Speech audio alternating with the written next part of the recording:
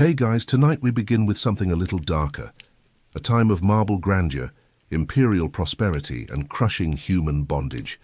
We're diving into what life was really like as a slave in the Roman Empire.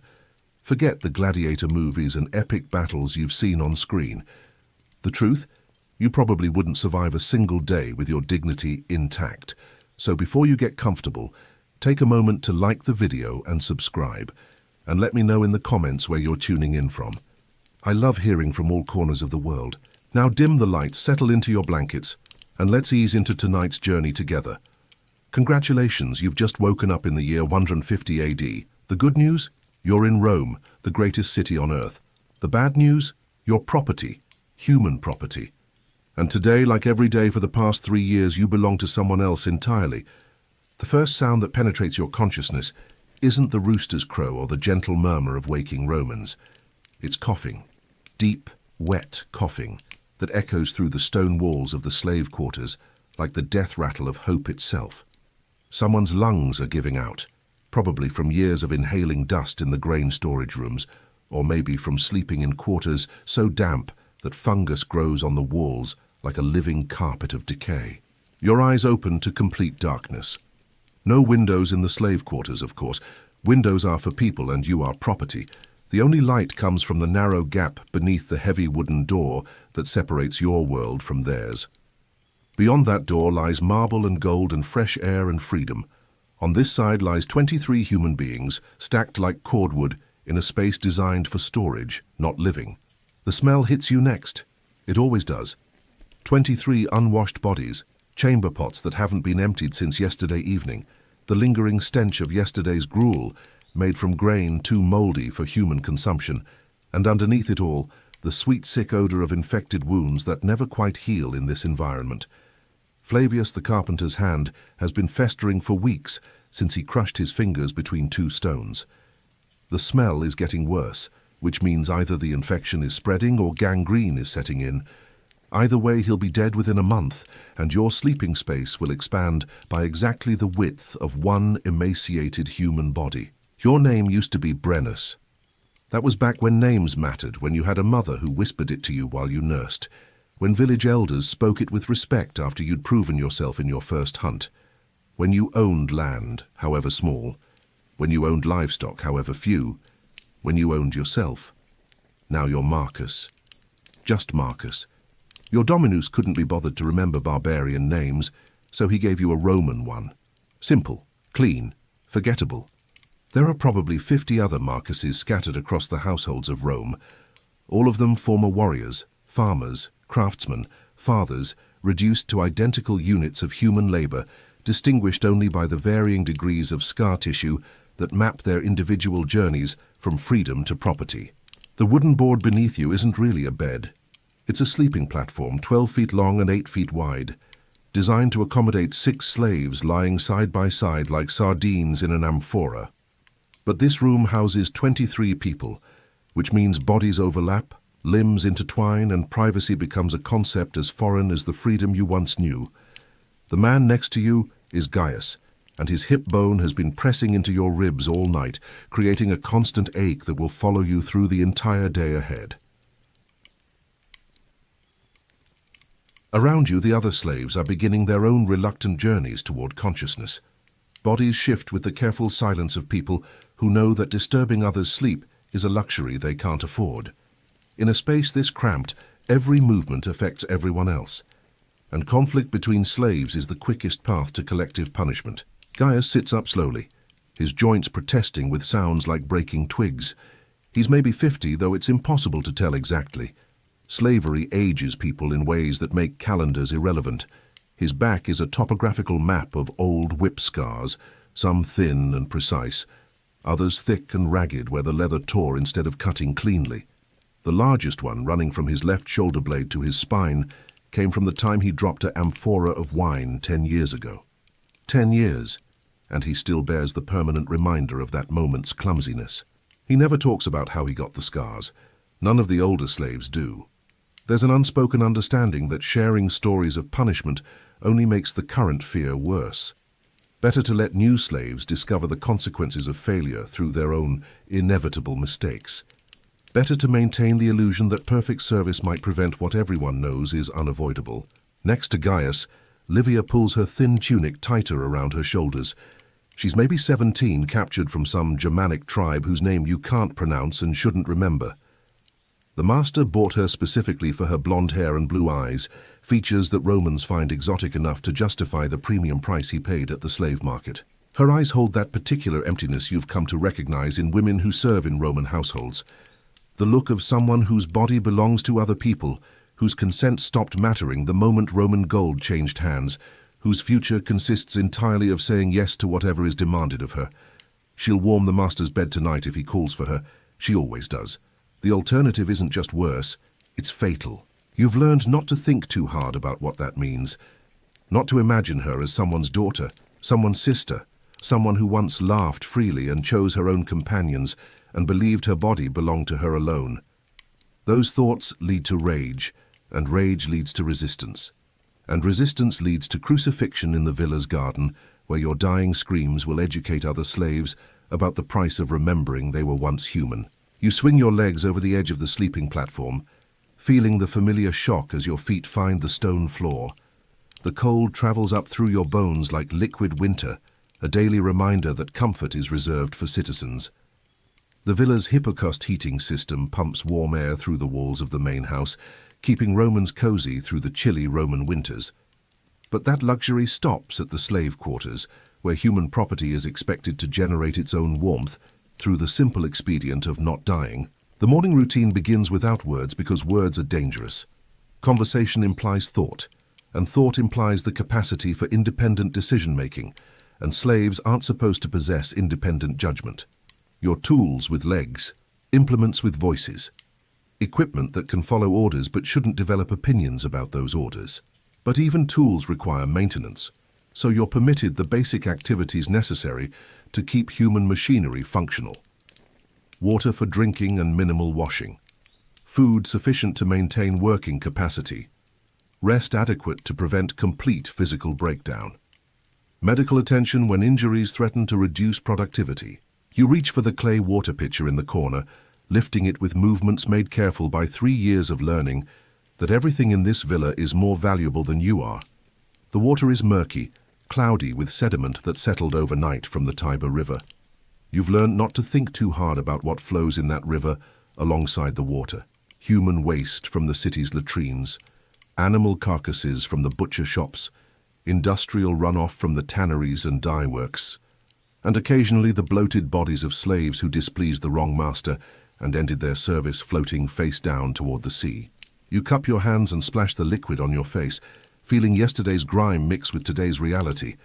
The water tastes of metal and decay, but it's wet and it's available, and demanding better would be like demanding freedom, pointless and dangerous. Gaius is already moving toward the door, his movements efficient despite his damaged joints. In the complex hierarchy that governs slave society, he ranks above you in ways that would seem invisible to Roman eyes, but matter enormously down here in the shadow world of human property. House administrator, trusted with keys, permitted to make small decisions, allowed to speak without being spoken to first, as long as Romans aren't listening. It took him 10 years of perfect service to earn that trust. 10 years of saying yes to everything, no to nothing, and gradually forgetting that he was ever anything more than an extension of his master's will. 10 years of watching other slaves make the mistakes he'd learned to avoid, watching them disappear into the mines or the arenas, or the shallow graves behind the villa's garden walls. "Today is the Ides," Gaius whispers as he passes you, his voice barely audible above the shuffling of 23 people trying to dress silently in the dark.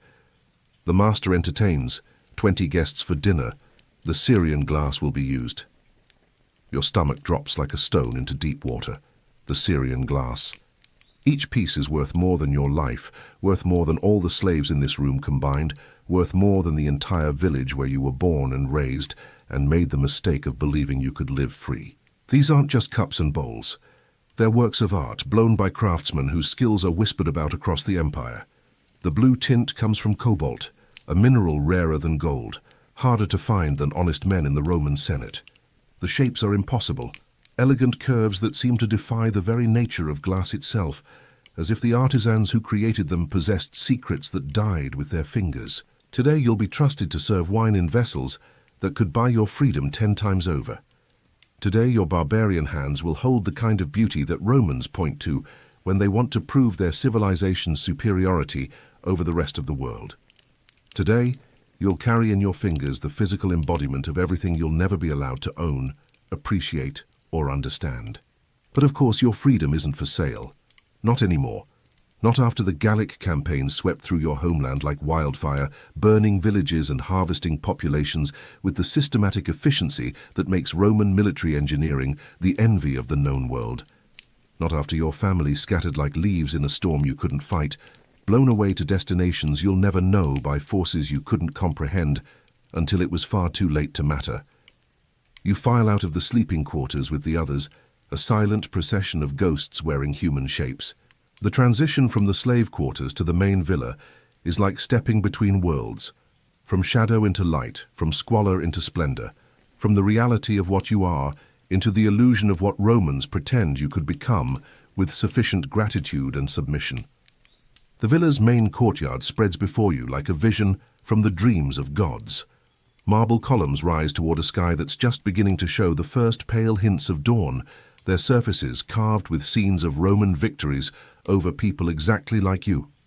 Roman eagles crushing barbarian shields, Roman soldiers accepting the surrender of Celtic chieftains, Roman generals receiving the submission of entire peoples who made the mistake of believing they could remain free in a world where Rome decides who deserves freedom. The impluvium in the center catches rainwater in a perfect square pool, its edges lined with ornate mosaics depicting Neptune commanding the seas, while lesser gods bow in submission. Fish swim lazily in the clear water, their scales catching fragments of lamplight from the braziers that burn continuously to announce the household's wealth. Beautiful fish, expensive fish, fish whose only purpose is to demonstrate that Senator Maximus can afford to keep living creatures purely for aesthetic pleasure. It's beautiful, peaceful, a constant reminder that beauty exists only for those free enough to appreciate it, wealthy enough to purchase it, powerful enough to maintain it through the labor of people who will never be permitted to enjoy what their hands create. Your first task is always the same: kitchen preparation. The villa's culinary operations begin before the sun fully rises, a complex dance of timing and precision that would impress any general planning a military campaign. You know this because you've been a soldier. Before you were property, you were a warrior. Before you served Roman appetites, you defended your people's freedom. Now you peel vegetables and scrub pots and try not to remember what it felt like to hold a sword instead of a kitchen knife. The kitchen is a world unto itself, a cavern of controlled chaos where dozens of slaves coordinate their movements with the precision of a military unit. Stone ovens line one wall, their mouths glowing like the gates of Vulcan's forge. Preparation tables fill the center space, their surfaces scarred by countless knives wielding by countless hands belonging to countless people who once had names and homes and futures that didn't involve serving other people's hunger. The slave master of the kitchen is a freedman named Quintus, a man who earned his freedom through 20 years of perfect service and now oversees the same system that once owned him. He was once where you are now, grinding through years of servitude, until his master granted him the technical freedom that allows him to remain in the same villa, serving the same family, jumping when the same voices call. Freedom with chains made of necessity instead of iron. Golden shackles that bind through gratitude instead of fear. The dormice need preparation, Quintus says, without looking up from his wax tablet, where he records the daily requirements with the careful precision of a man who knows that mistakes in planning lead to mistakes in execution, and mistakes in execution lead to consequences that freedmen can't afford any more than slaves can. Honey glaze. The guests tonight fancy themselves sophisticated. Dormice. Of course, because nothing says Roman sophistication like eating rodents stuffed with nuts and honey, creatures that spend their lives sleeping only to wake up as delicacies on tables where men debate the fate of nations. You've learned to prepare dozens of dishes that would have seemed like fever dreams in your old life. Foods so exotic and expensive that preparing them incorrectly constitutes a form of treason against Roman sensibilities. peacock tongues, removed with surgical precision from birds whose feathers cost more than most citizens earn in a year. Flamingo brains, extracted from creatures that fly thousands of miles, only to end their journeys in Roman stomachs. Silphium-seasoned delicacies made from a plant so rare that it's worth its weight in gold, literally worth more than the people who risk their lives to harvest it from cliffs that overlook seas they'll never be free to cross. Your hands work automatically as your mind processes the day ahead. Muscle memory takes over while your consciousness retreats to safer places, dangerous places, places where you remember what it felt like to choose your own actions instead of simply executing orders with mechanical precision. This mental escape is dangerous territory. Attention lapses lead to mistakes. Mistakes lead to punishment. Punishment leads to scars like Gaius carries, or worse, much worse. But sometimes, in the rhythm of chopping and grinding and stirring, you can almost forget where you are. Almost pretend you're back in your mother's kitchen, preparing simple meals for people who matter to you, people who see you as human, people who would mourn if you disappeared. The illusion never lasts long. It can't. Reality has a way of asserting itself in places like this. Move faster, barbarian. Quintus's voice cuts through your reverie like a blade through flesh. The Syrian glass needs washing. Use the soft cloth. One scratch, and you'll wish the Germans had killed you in that forest. The Syrian glass. The words hit you like cold water, dragging your attention back to the present moment where your survival depends on maintaining perfect focus on tasks that Romans designed specifically to test your capacity for flawless submission. Your hands tremble slightly as you reach for the soft cloth, a piece of fabric so fine it probably cost more than your father earned in his entire lifetime. Each piece of Syrian glass represents months of labor by artisans whose skills are legendary, whose techniques are secrets passed down through generations of craftsmen who blow molten sand into shapes that seem to capture light itself. The blue tint comes from cobalt, a mineral so rare that acquiring it requires trade relationships spanning continents. The shapes are impossible, elegant curves that challenge the very nature of glass, forms that require understanding of physics and chemistry that most people don't possess. These aren't just cups, they're demonstrations of human achievement at its highest level, beauty created through knowledge and skill and artistic vision that takes lifetimes to develop. And today they'll be entrusted to your barbarian hands, because someone needs to serve wine, and Romans can't be bothered to handle their own precious objects. You lift the first cup with the care you once reserved for your infant daughter's sleeping form. Where is she now? Dead? Sold to some other household? Raised by strangers who will teach her to forget her father's name and her people's history? The questions are poison, but you can't stop drinking them. They're all you have left of the life that ended the day Roman soldiers came to your village with fire and chains. Warm water, carefully heated to the exact temperature that won't crack delicate glass. Gentle circular motions, applied with pressure so light it barely qualifies as touch. No sudden movements, no distractions, no thoughts beyond the immediate task of cleaning objects worth more than human lives without damaging them in ways that would cost your life. The glass is so thin you can see your fingerprints through it, so delicate that breathing on it wrong could create fractures that spread like spider webs across surfaces that took master craftsmen months to create. One wrong move, one moment of distraction, one instant of remembering that you're human instead of simply a tool with hands, and 3 years of careful servitude could end in blood and screaming. But today isn't that day. Today your hands are steady. Today your attention remains focused on the immediate task, instead of wandering to dangerous territories where memories of freedom still burn like banked coals. Today the glass emerges from its bath spotless and intact, ready to hold wine that costs more per cup than most slaves see in a year.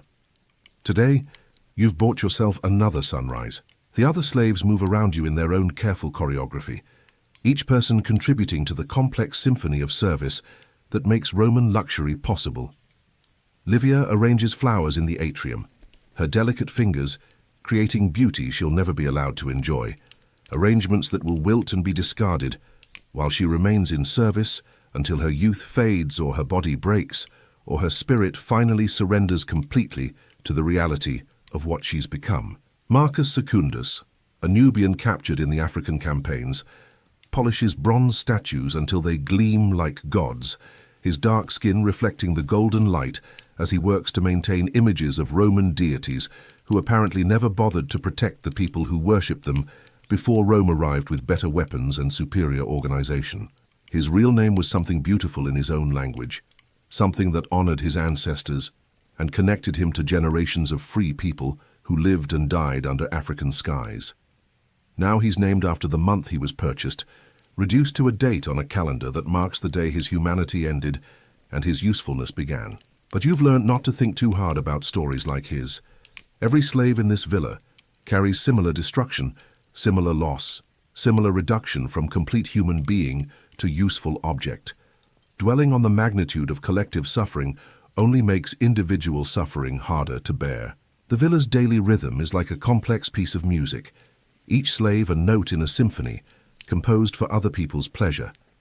Every movement is choreographed, every task timed, every interaction designed to create the seamless illusion of effortless prosperity that Romans require to maintain their conviction that they deserve the comfort they extract from other people's labor.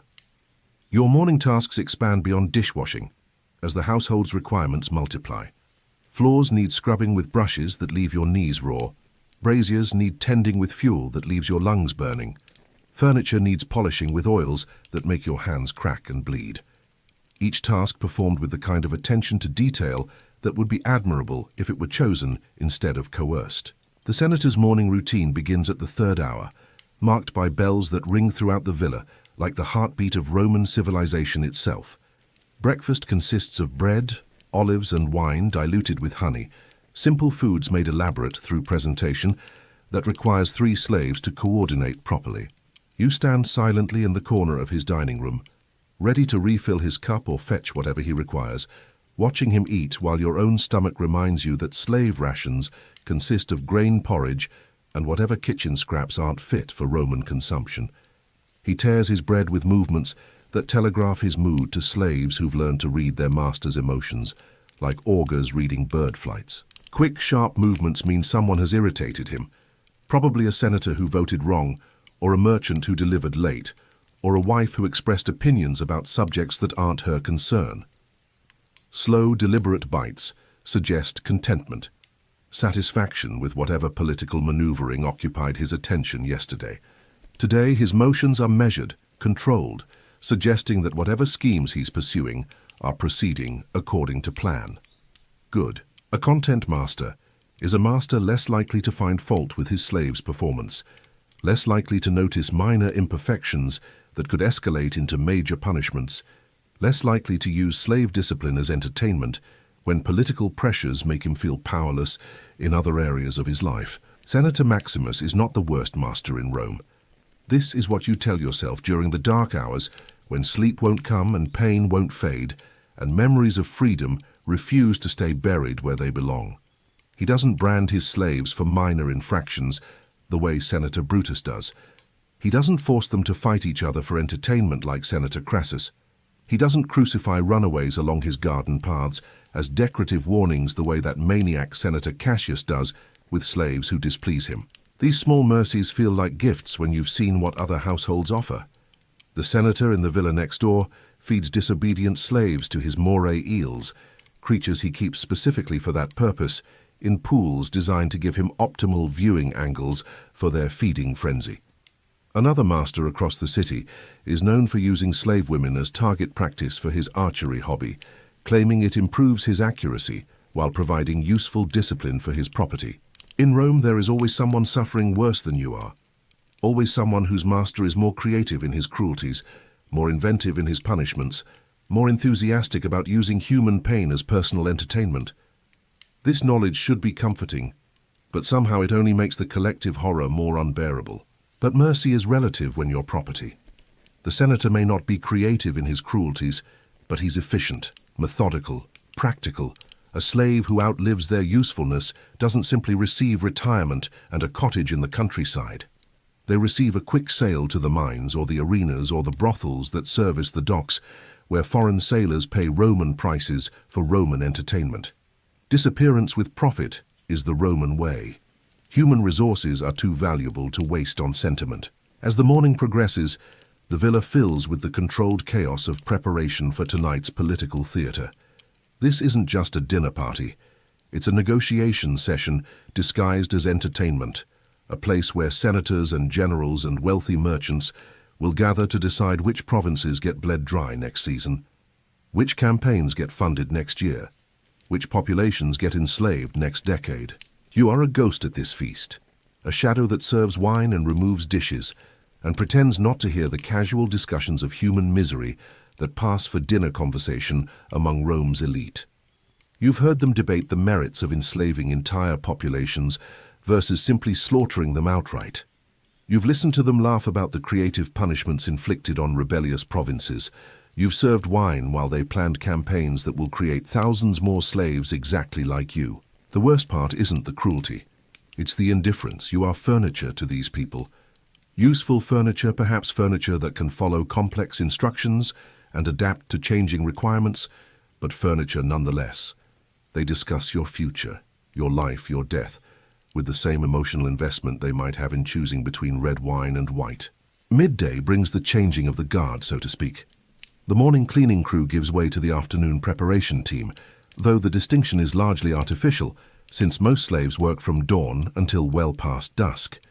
You're assigned to the triclinium, the formal dining room where tonight's political theatre will unfold in an atmosphere of carefully orchestrated luxury. The space is magnificent in the way only Roman wealth can achieve, a demonstration of what becomes possible when entire continents exist primarily to fund one city's appetite for beauty.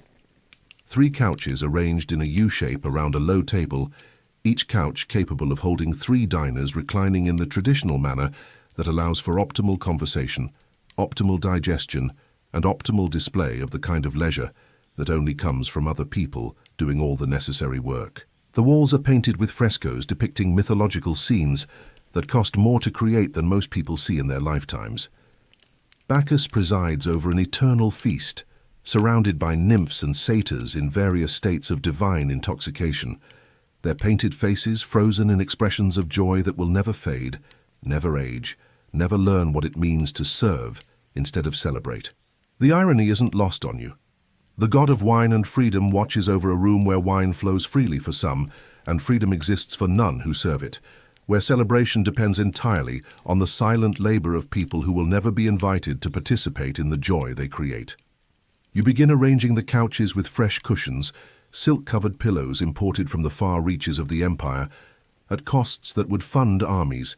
Each cushion represents someone else's labor, someone else's sacrifice to Roman appetite for comfort. Silkworms boiled alive in distant lands you'll never see, weavers working until their fingers bleed to create patterns that Romans will barely notice. Ships crossing dangerous seas to transport luxury that exists primarily to demonstrate that luxury is possible. Each thread in these cushions represents a chain in the network of exploitation that makes Roman civilization possible. Each color in the pattern represents a life spent serving Roman desires. Each design element represents human creativity, channeled into creating beauty for people who see creativity as just another resource to be harvested from conquered populations. The midday meal passes without incident, though calling it a meal overstates what actually occurs. The master eats lightly, preserving his appetite for tonight's excess, while you stand behind his couch ready to refill his cup or wave away flies with a peacock feather fan whose handle is carved ivory, probably torn from an elephant that died screaming in some African savanna, so that Roman hands could hold something beautiful while they eat. Everything in this house exists because something else died. Every marble column represents a quarry worked by slaves until they dropped from exhaustion or accident, or the simple inability to continue lifting stones that weigh more than human bodies can support.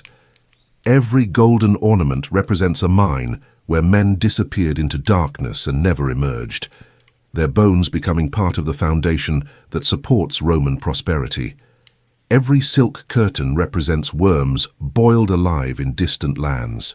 Every wooden table represents forests cleared by people who will never see the furniture their trees became.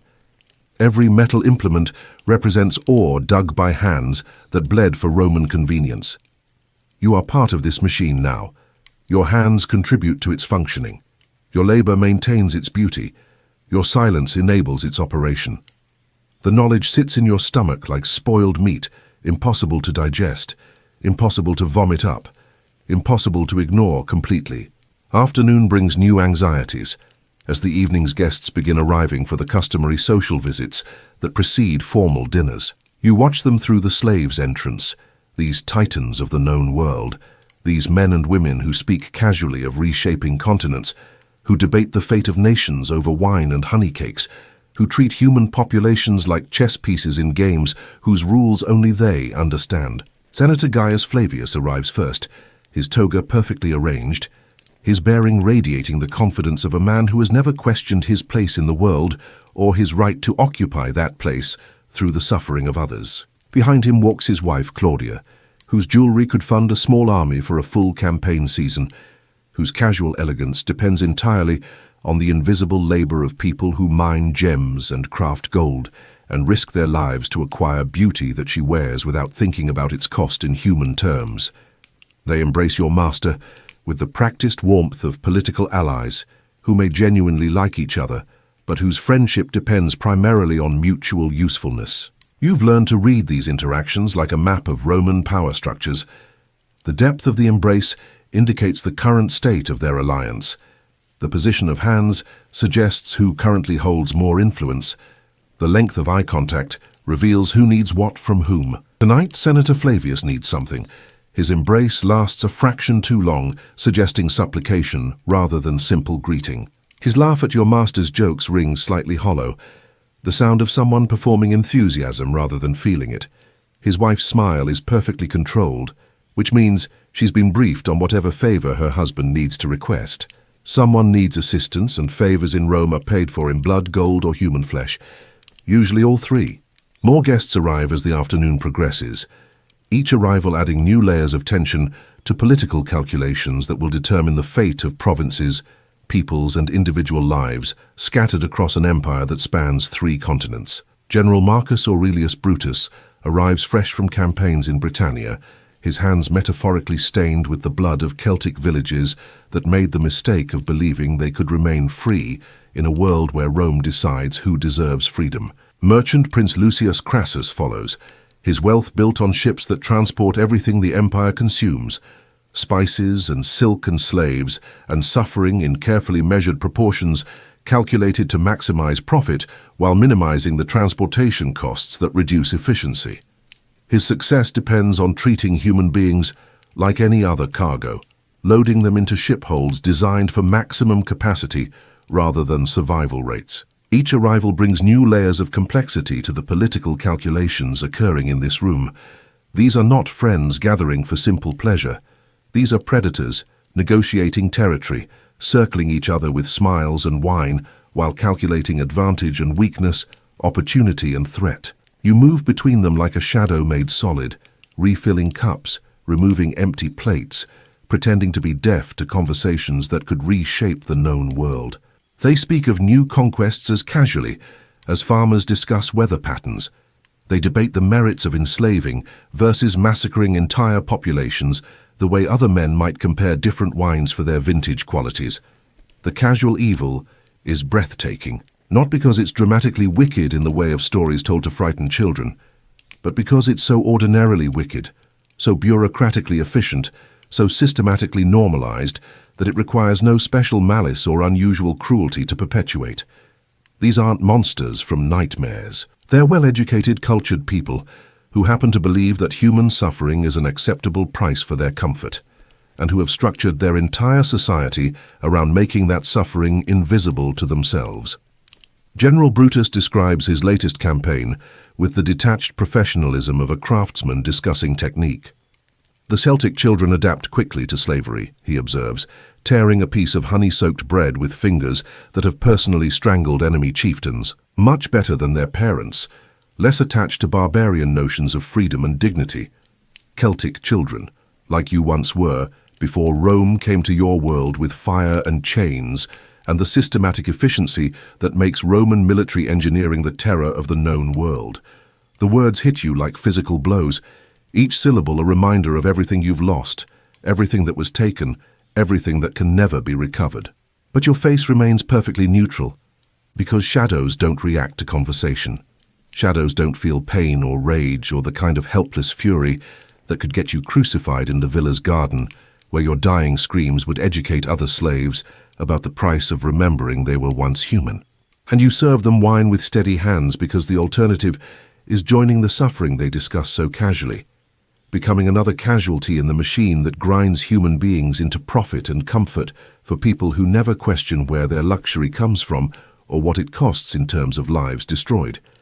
As afternoon slides toward evening, the villa's pace intensifies like a military operation approaching its crucial moment. The kitchen produces an endless stream of delicacies that represent months of preparation, weeks of planning, days of intensive labor by people whose names will never be mentioned when the dishes are praised. Roasted peacock stuffed with smaller birds, each species nested inside the next like deadly dolls, designed to demonstrate Roman mastery over the natural world. The preparation required 6 slaves working for 3 days, hand-feeding the peacock special grains to improve its flavor, carefully removing and preserving its feathers for reassembly after cooking, coordinating the cooking times of multiple birds so that everything emerges perfectly prepared simultaneously.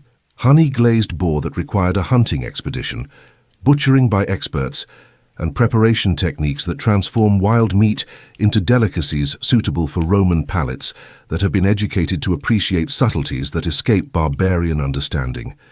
Fruits shipped from provinces so distant their names sound like poetry when pronounced correctly, transported at enormous expense and risk so that Roman mouths can experience flavors that exist nowhere else in the known world. Your role shifts to direct service as evening approaches, and the stakes escalate accordingly.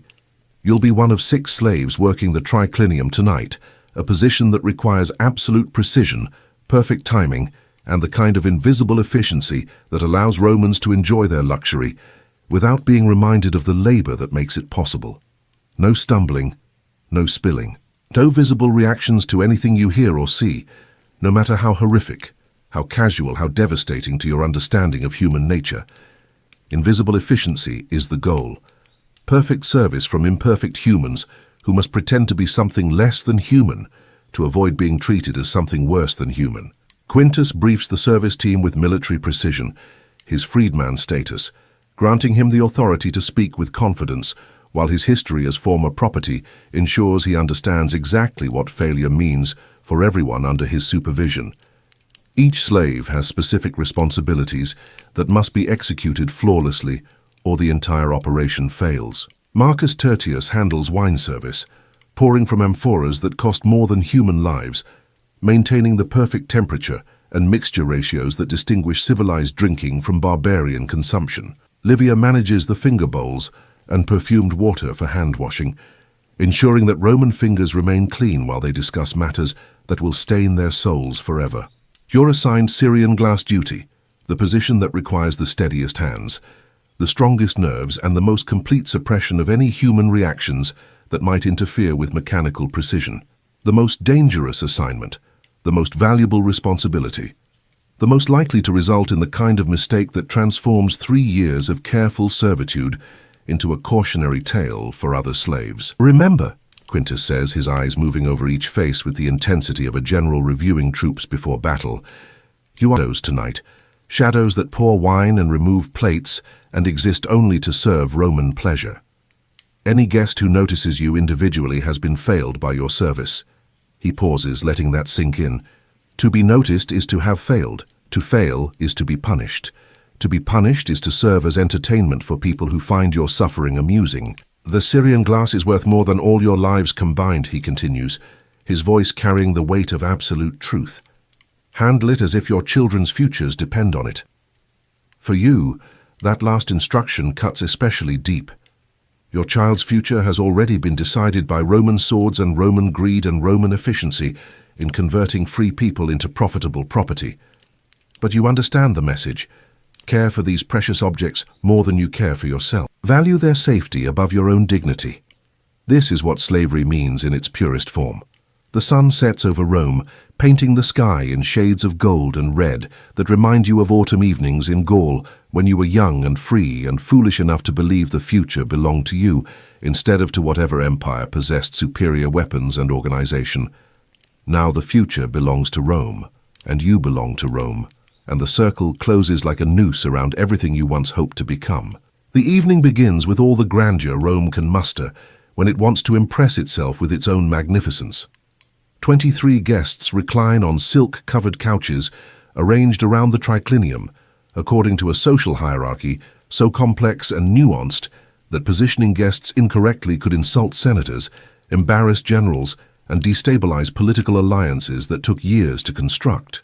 The most honored guest, General Brutus, occupies the position of honor at the host's right hand, his recent military successes in Britannia earning him the respect that Romans reserve for men who kill efficiently in service of imperial expansion.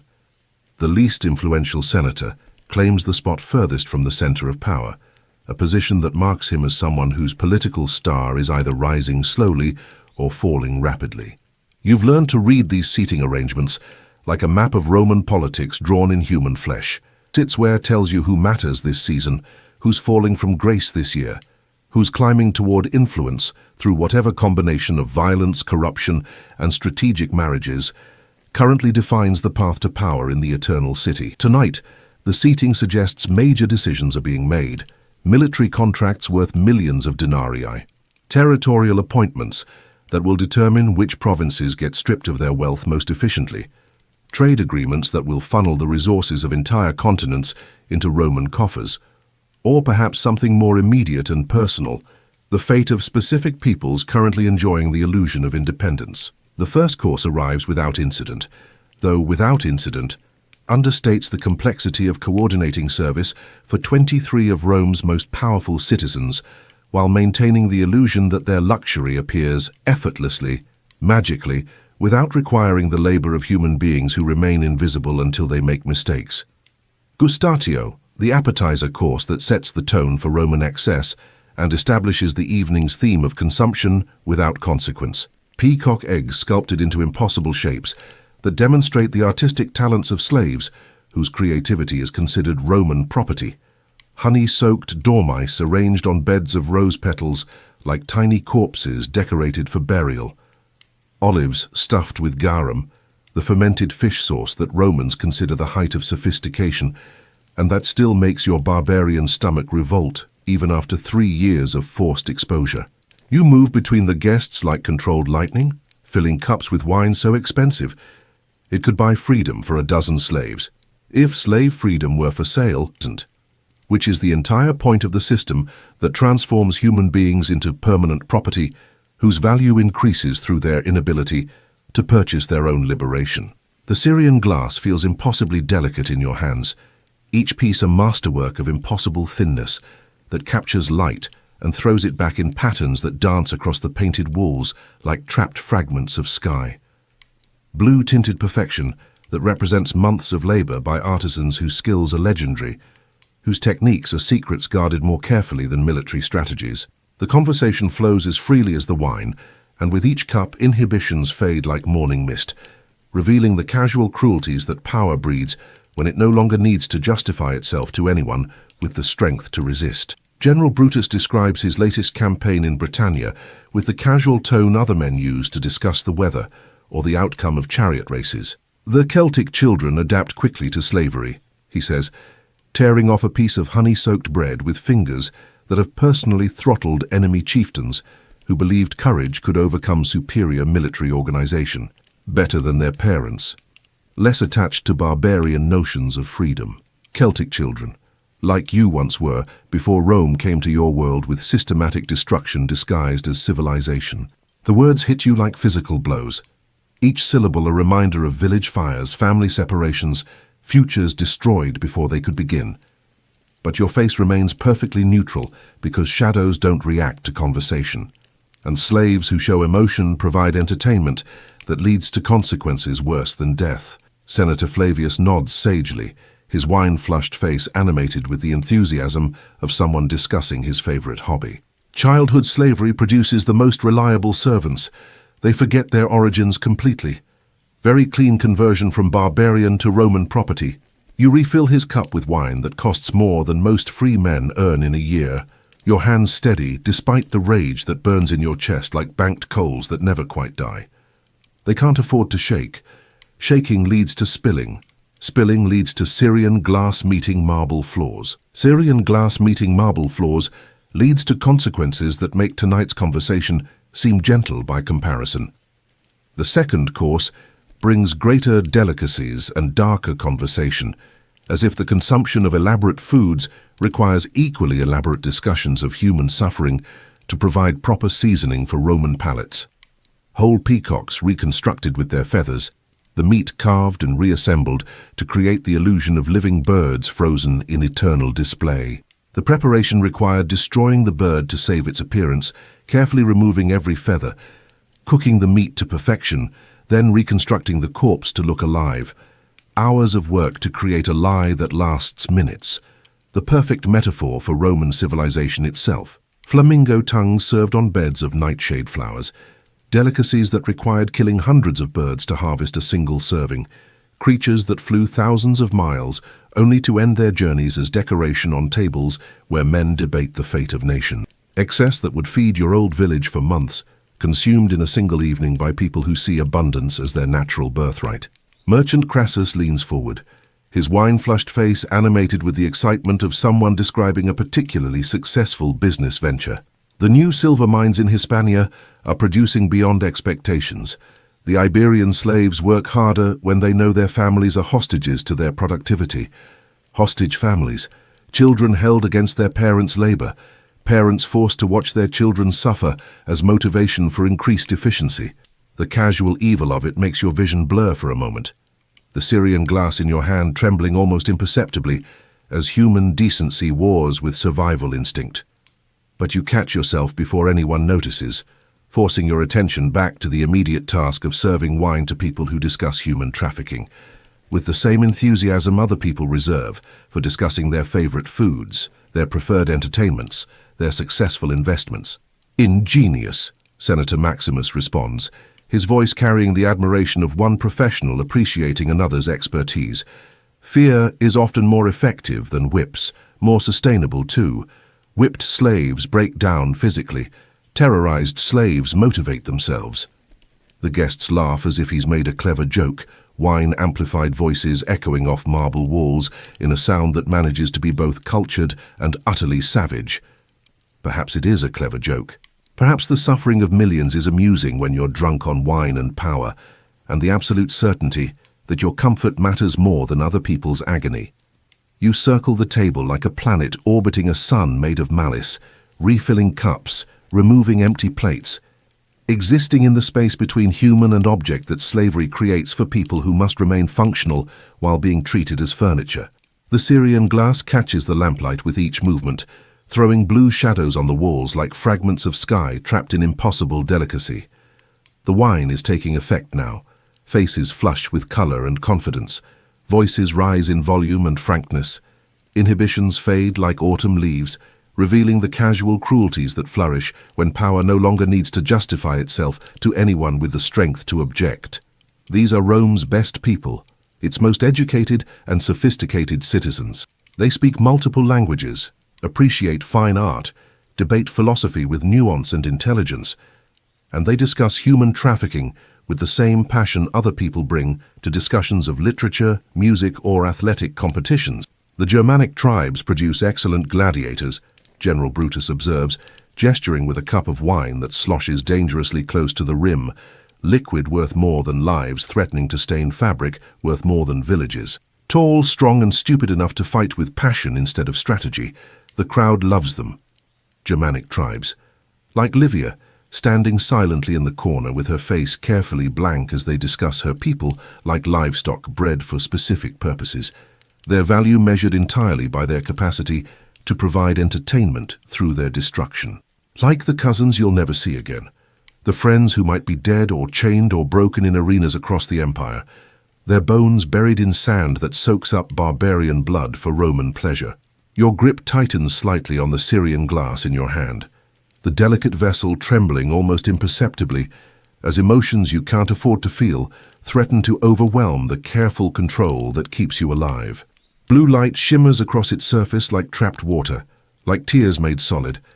Like the sky you'll never see freely again, control is everything. Control is survival. Control is the difference between serving wine and becoming entertainment for people who find your pain amusing enough to bet on, educational enough to use as object lessons, satisfying enough to justify their conviction that they deserve everything they've taken from people like you.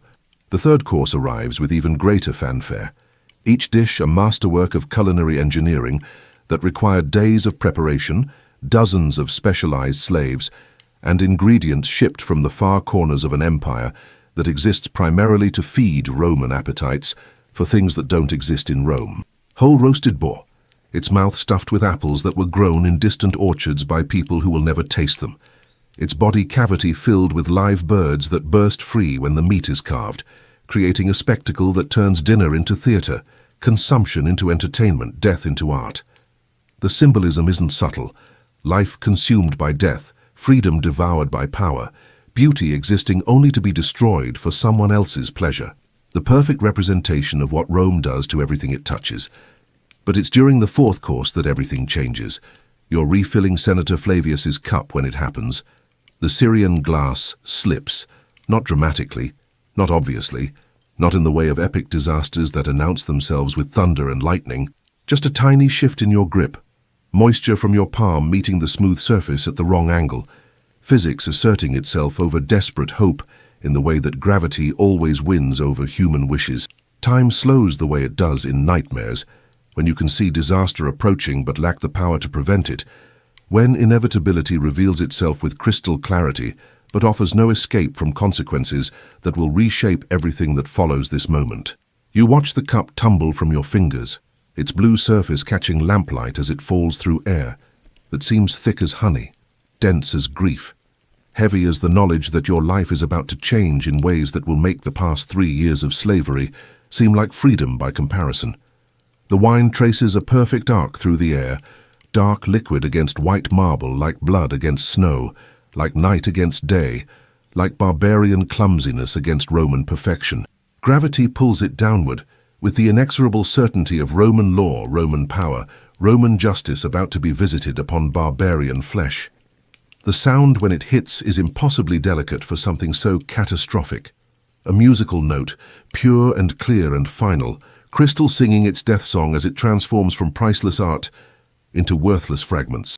Glass scatters across marble like blue stars, each piece catching light and throwing it back in accusations, in evidence, in proof of barbarian inferiority that will justify whatever punishment follows. Silence. Perfect, absolute silence that seems to stretch for hours but probably lasts only heartbeats. 23 pairs of Roman eyes turn toward you, with the focused attention predators give to wounded prey. Politicians give to exploitable weakness. Masters give to property that has forgotten its place in the natural order of Roman superiority. The air itself seems to freeze, as if the universe is holding its breath to see what happens when barbarian carelessness meets Roman justice, when property damages its own value, when the illusion of civilized behavior encounters the reality of power exercised without restraint. Senator Maximus sets down his own cup with careful precision, each movement deliberate and controlled, in the way of men who understand that power displayed subtly is power displayed most effectively. His face shows no emotion at all, which is somehow more terrifying than rage would be. Rage is human. Rage implies that you matter enough to provoke feeling. This is something else entirely. This is Roman law in action, swift and final, and utterly without mercy for property that fails to maintain its value, that disappoints its owner, that provides justification for the kind of discipline that serves as entertainment for guests who came expecting political theater, but will settle for the more visceral pleasure of watching barbarian flesh learn Roman lessons. "Ah," he says quietly, his voice carrying the kind of calm that precedes storms, earthquakes, eruptions that reshape landscapes. "How unfortunate." The words fall into the silence like stones into deep water, creating ripples of anticipation that spread through the room like fever through a crowded slave quarter. Around the table, guests lean forward slightly, wine forgotten as they focus on the spectacle about to unfold, the evening's entertainment shifting from political negotiation to something more primal, more satisfying, more personally involving. Not horror, Entertainment. A slave's punishment is dinner theatre, for people who measure their worth by others' suffering, who prove their superiority through other people's destruction, who transform human agony into personal pleasure with the casual ease that comes from never doubting their right to inflict whatever pain serves their purposes. Your mind races through possibilities like a trapped animal seeking escape from a cage that has no doors. Denial is impossible. 23 witnesses saw the cup fall from your hands, saw barbarian clumsiness destroy Roman beauty, saw property damage its own value in ways that demand correction through carefully applied pain. Excuses are worse than useless.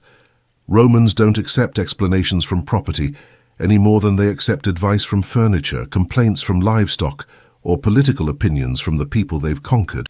You are a tool that has malfunctioned, equipment that requires adjustment, an investment that needs correction to restore its proper value. Begging might prolong the inevitable but won't change it. Might even make it worse by providing additional entertainment for guests who appreciate the spectacle of barbarian dignity collapsing under pressure, who find amusement in watching property remember that it was once human, only to learn what that memory costs when you no longer possess the power to protect your humanity. So you do the only thing 3 years of training has taught you to do, the only response that might minimize the severity of what's coming without eliminating it entirely. You drop to your knees on the sharp fragments of Syrian glass, feeling the crystal bite through your tunic into your skin like tiny teeth designed specifically to punish barbarian flesh for Roman losses. Blood begins to seep through the fabric, dark stains spreading like guilt made visible, like evidence of barbarian inferiority written in barbarian blood on Roman marble. The pain is immediate and sharp, but it's nothing compared to what's coming. Nothing compared to what you've just bought yourself through a moment's carelessness. Dominus, you say, your voice carefully steady, despite the knowledge that steady voices won't save you from what Roman justice requires, what Roman dignity demands, what Roman entertainment expects from situations like this. I have failed you. It's the correct response. Acknowledgement of fault without excuse. Acceptance of whatever comes next without complaint. No explanations that might suggest you believe your perspective matters. No appeals that might imply you think your suffering should be weighed against Roman property values. Just the admission that you are property, and property that fails its function deserves whatever its owner decides. Whatever punishment serves Roman interests, whatever discipline provides appropriate entertainment for Roman guests who came expecting political theatre, but will settle for the more visceral pleasure of watching barbarian flesh learn what failure costs. Senator Maximus stands slowly, his movements deliberate and measured like a priest approaching an altar, like a general surveying a battlefield, like an artist contemplating a sculpture that requires finishing touches to achieve its intended effect. He's not angry. Anger would suggest you matter enough to provoke emotion. This is simple cause and effect, action and consequence, broken glass and broken slave. Indeed you have, he agrees, his voice carrying the weight of absolute authority, the certainty of someone who has never doubted his right to own other human beings, to use their bodies as tools, to destroy their flesh as entertainment. That cup was a gift from the governor of Syria, irreplaceable, priceless. He pauses, allowing the weight of those words to settle over the room like a shroud, like a death sentence, like the shadow of crucifixion that falls across every slave's life from the moment they become property. Irreplaceable, priceless. Unlike you, unlike any slave, unlike any human being who doesn't hold citizenship in the greatest empire the world has ever known. The words hang in the air like smoke from funeral pyres, like the smell of fear that precedes public executions, like the silence that follows when someone realizes they're about to become an object lesson for other people's education and entertainment. What do you think we should do about this? He asks the room, polling dinner guests about wine selection, desert courses, or the most appropriate method for transforming barbarian flesh into Roman entertainment. The suggestions come quickly, each guest eager to contribute to the evening's theatre, to participate in the kind of creative problem-solving that turns human suffering into memorable dinner conversation. Senator Flavius recommends public crucifixion in the villa's garden, a decoration that would remind other slaves about the cost of carelessness while providing an attractive centerpiece for future entertainment. Crucifixion is traditional, he observes, swirling wine in his cup like blood in a bowl, effective, educational, and the screaming provides excellent background music for garden parties. Merchant Crassus suggests sail to the arenas, where your death might at least provide entertainment value for Roman citizens who appreciate the spectacle of barbarian blood soaking into sand while professionals kill efficiently for crowd approval. The gladiator schools always need fresh meat, he notes practically. Might recover some of the cup's value through gate receipt. General Brutus has a different idea, one that combines practical discipline with immediate entertainment for the guests assembled here tonight. Public flogging, he says thoughtfully, his military experience providing expertise in the efficient application of pain for educational purposes, severe enough to leave permanent scars. A walking reminder to other slaves about the price of failure. They discuss your torture the way other people might debate the merits of different theatrical performances, analyze the technical aspects of various artistic techniques, or compare the entertainment value of competing gladiatorial matches. Clinical analysis of which punishment would provide the best combination of deterrent effect, personal satisfaction, and memorable dinner conversation. Your agony reduced to entertainment value. Your destruction transformed into educational opportunity. Your flesh converted into canvas for Roman artistic expression, written in scars that will never fade, pain that will never fully heal, lessons that will never be forgotten by other slaves who witness what happens when barbarian carelessness damages Roman property. This is what it means to be property in its purest form, not just the labor or the lack of freedom, but this, the casual discussion of your suffering by people who see your pain as their legitimate entertainment. The reduction of your entire existence to an object lesson in Roman superiority, barbarian inferiority, and the natural order that places Roman comfort above barbarian life. Senator Maximus nods slowly, weighing the options like a judge considering evidence, though this isn't justice. Justice implies law, and law implies rights, and slaves have no rights beyond those their owners choose to grant, moment by moment, decision by decision, breath by breath. This is ownership in action, pure, uncomplicated ownership of one human being by another. The kind of absolute power that transforms people into things, subjects into objects, humans into resources that exist solely to serve other people's purposes. Public flogging, he decides, his voice carrying the finality of imperial decree, the certainty of someone who has never questioned his right to own human flesh, to destroy human dignity, to transform human suffering into personal satisfaction. 50 lashes. In the atrium where all the household slaves can witness the consequences of carelessness. 50 lashes. You've seen men die from fewer. You've seen backs open to the bone, flesh hanging in strips like butcher's meat. Infection setting in within days when wounds that deep refuse to heal in the filthy conditions where slaves are expected to recover from punishments designed to destroy rather than correct. 50 lashes isn't just punishment. It's a death sentence delivered slowly, pain by pain, stripe by stripe, lash by lash, until either your back gives out entirely or infection finishes what the whip started. A theatrical execution disguised as discipline, entertainment disguised as justice, murder disguised as necessary correction. But you don't protest because protesting would only make it worse, and worse is always possible when you're property, when your pain serves other people's pleasure. When your destruction provides education that Roman law requires for the efficient management of human resources. Instead, you bow your head in acceptance, feeling glass fragments grind deeper into your knees, with movements that send fresh blood spreading across marble floors like barbarian guilt, barbarian inferiority, barbarian carelessness, made visible for Roman eyes that find satisfaction in the sight of conquered flesh, acknowledging its failure. The pain is almost welcome. Physical pain is simple compared to the psychological destruction of being reduced to an object lesson, a teaching tool, a demonstration of what happens when Roman property fails to maintain its value through perfect performance of assigned function.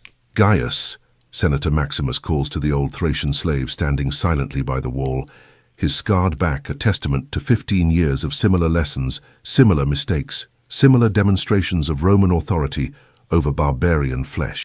Prepare the atrium. Summon all household slaves.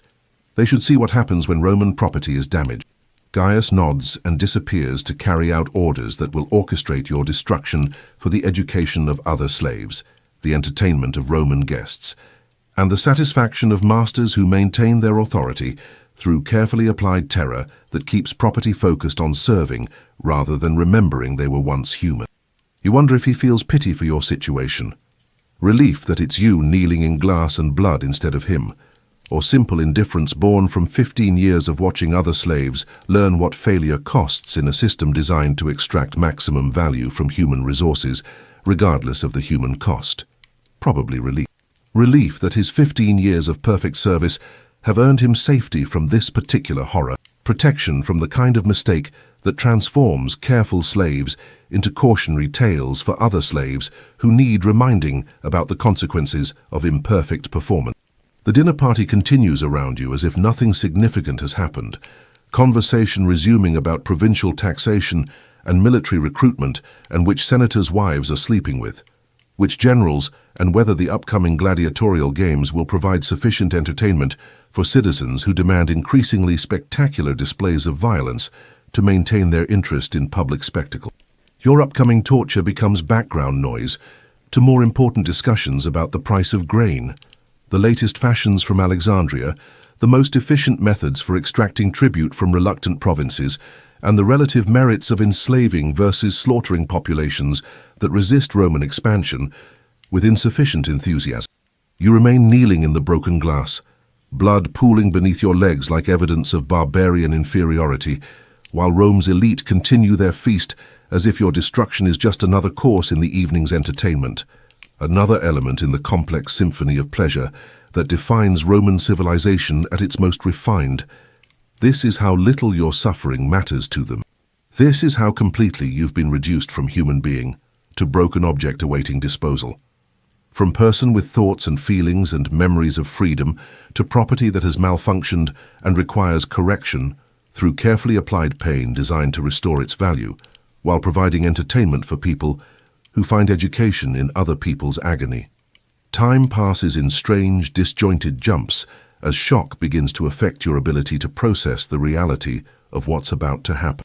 The guests finish their meal, complimenting your master on the excellent wine and exceptional entertainment value of the evening's unexpected spectacle. Several make jokes about the clumsiness of barbarian slaves and the necessity of proper training techniques that prevent future incidents.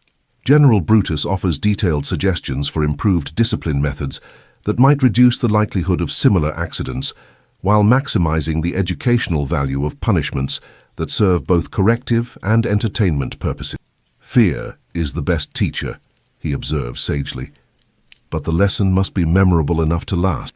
They're talking about you like you're not there, like you're already dead, like the walking corpse you'll become after 50 lashes reduce your back to bloody meat that may or may not heal, depending on whether infection sets in faster than Roman medicine can prevent it, which it probably will, given that slave medical care extends only as far as necessary to maintain property values rather than human dignity. Finally, Senator Maximus stands and addresses his guests with the satisfaction of a host who has provided unexpectedly memorable entertainment for people accustomed to the finest pleasures the empire can offer. Shall we adjourn to the atrium? The evening's entertainment is about to begin. Entertainment. Your torture is entertainment for these people. Your screams will accompany their wine. Your blood will decorate their conversations. Your agony will provide the spice that makes their power taste sweeter, their comfort feel more complete, their superiority seem more natural and inevitable. They file out of the triclinium in pairs, laughing and chatting as if they're moving to a theatrical performance instead of a human destruction, which from their perspective they are. The difference between theater and torture disappears when the victim isn't really human in your mind, when pain becomes performance, when suffering becomes spectacle. You're hauled to your feet by two burly slaves who avoid meeting your eyes because they know that tomorrow or next week or next month they might be in your position. Solidarity is a luxury property can't afford when survival depends on not being noticed, not making mistakes, not being selected for object lessons that teach other slaves what happens when Roman property fails to maintain its value. The walk to the atrium feels like a journey across continents, each step sending fresh pain through your knees, where glass has ground deep enough to hit bone, each movement a reminder that your body belongs to someone else who has decided to use it for purposes that will destroy, rather than preserve whatever humanity you've managed to maintain through 3 years of careful servitude. The atrium is already prepared when you arrive, transformed from a space of Roman beauty into a theatre of Roman justice, where barbarian flesh will learn what failure costs when it disappoints Roman expectations.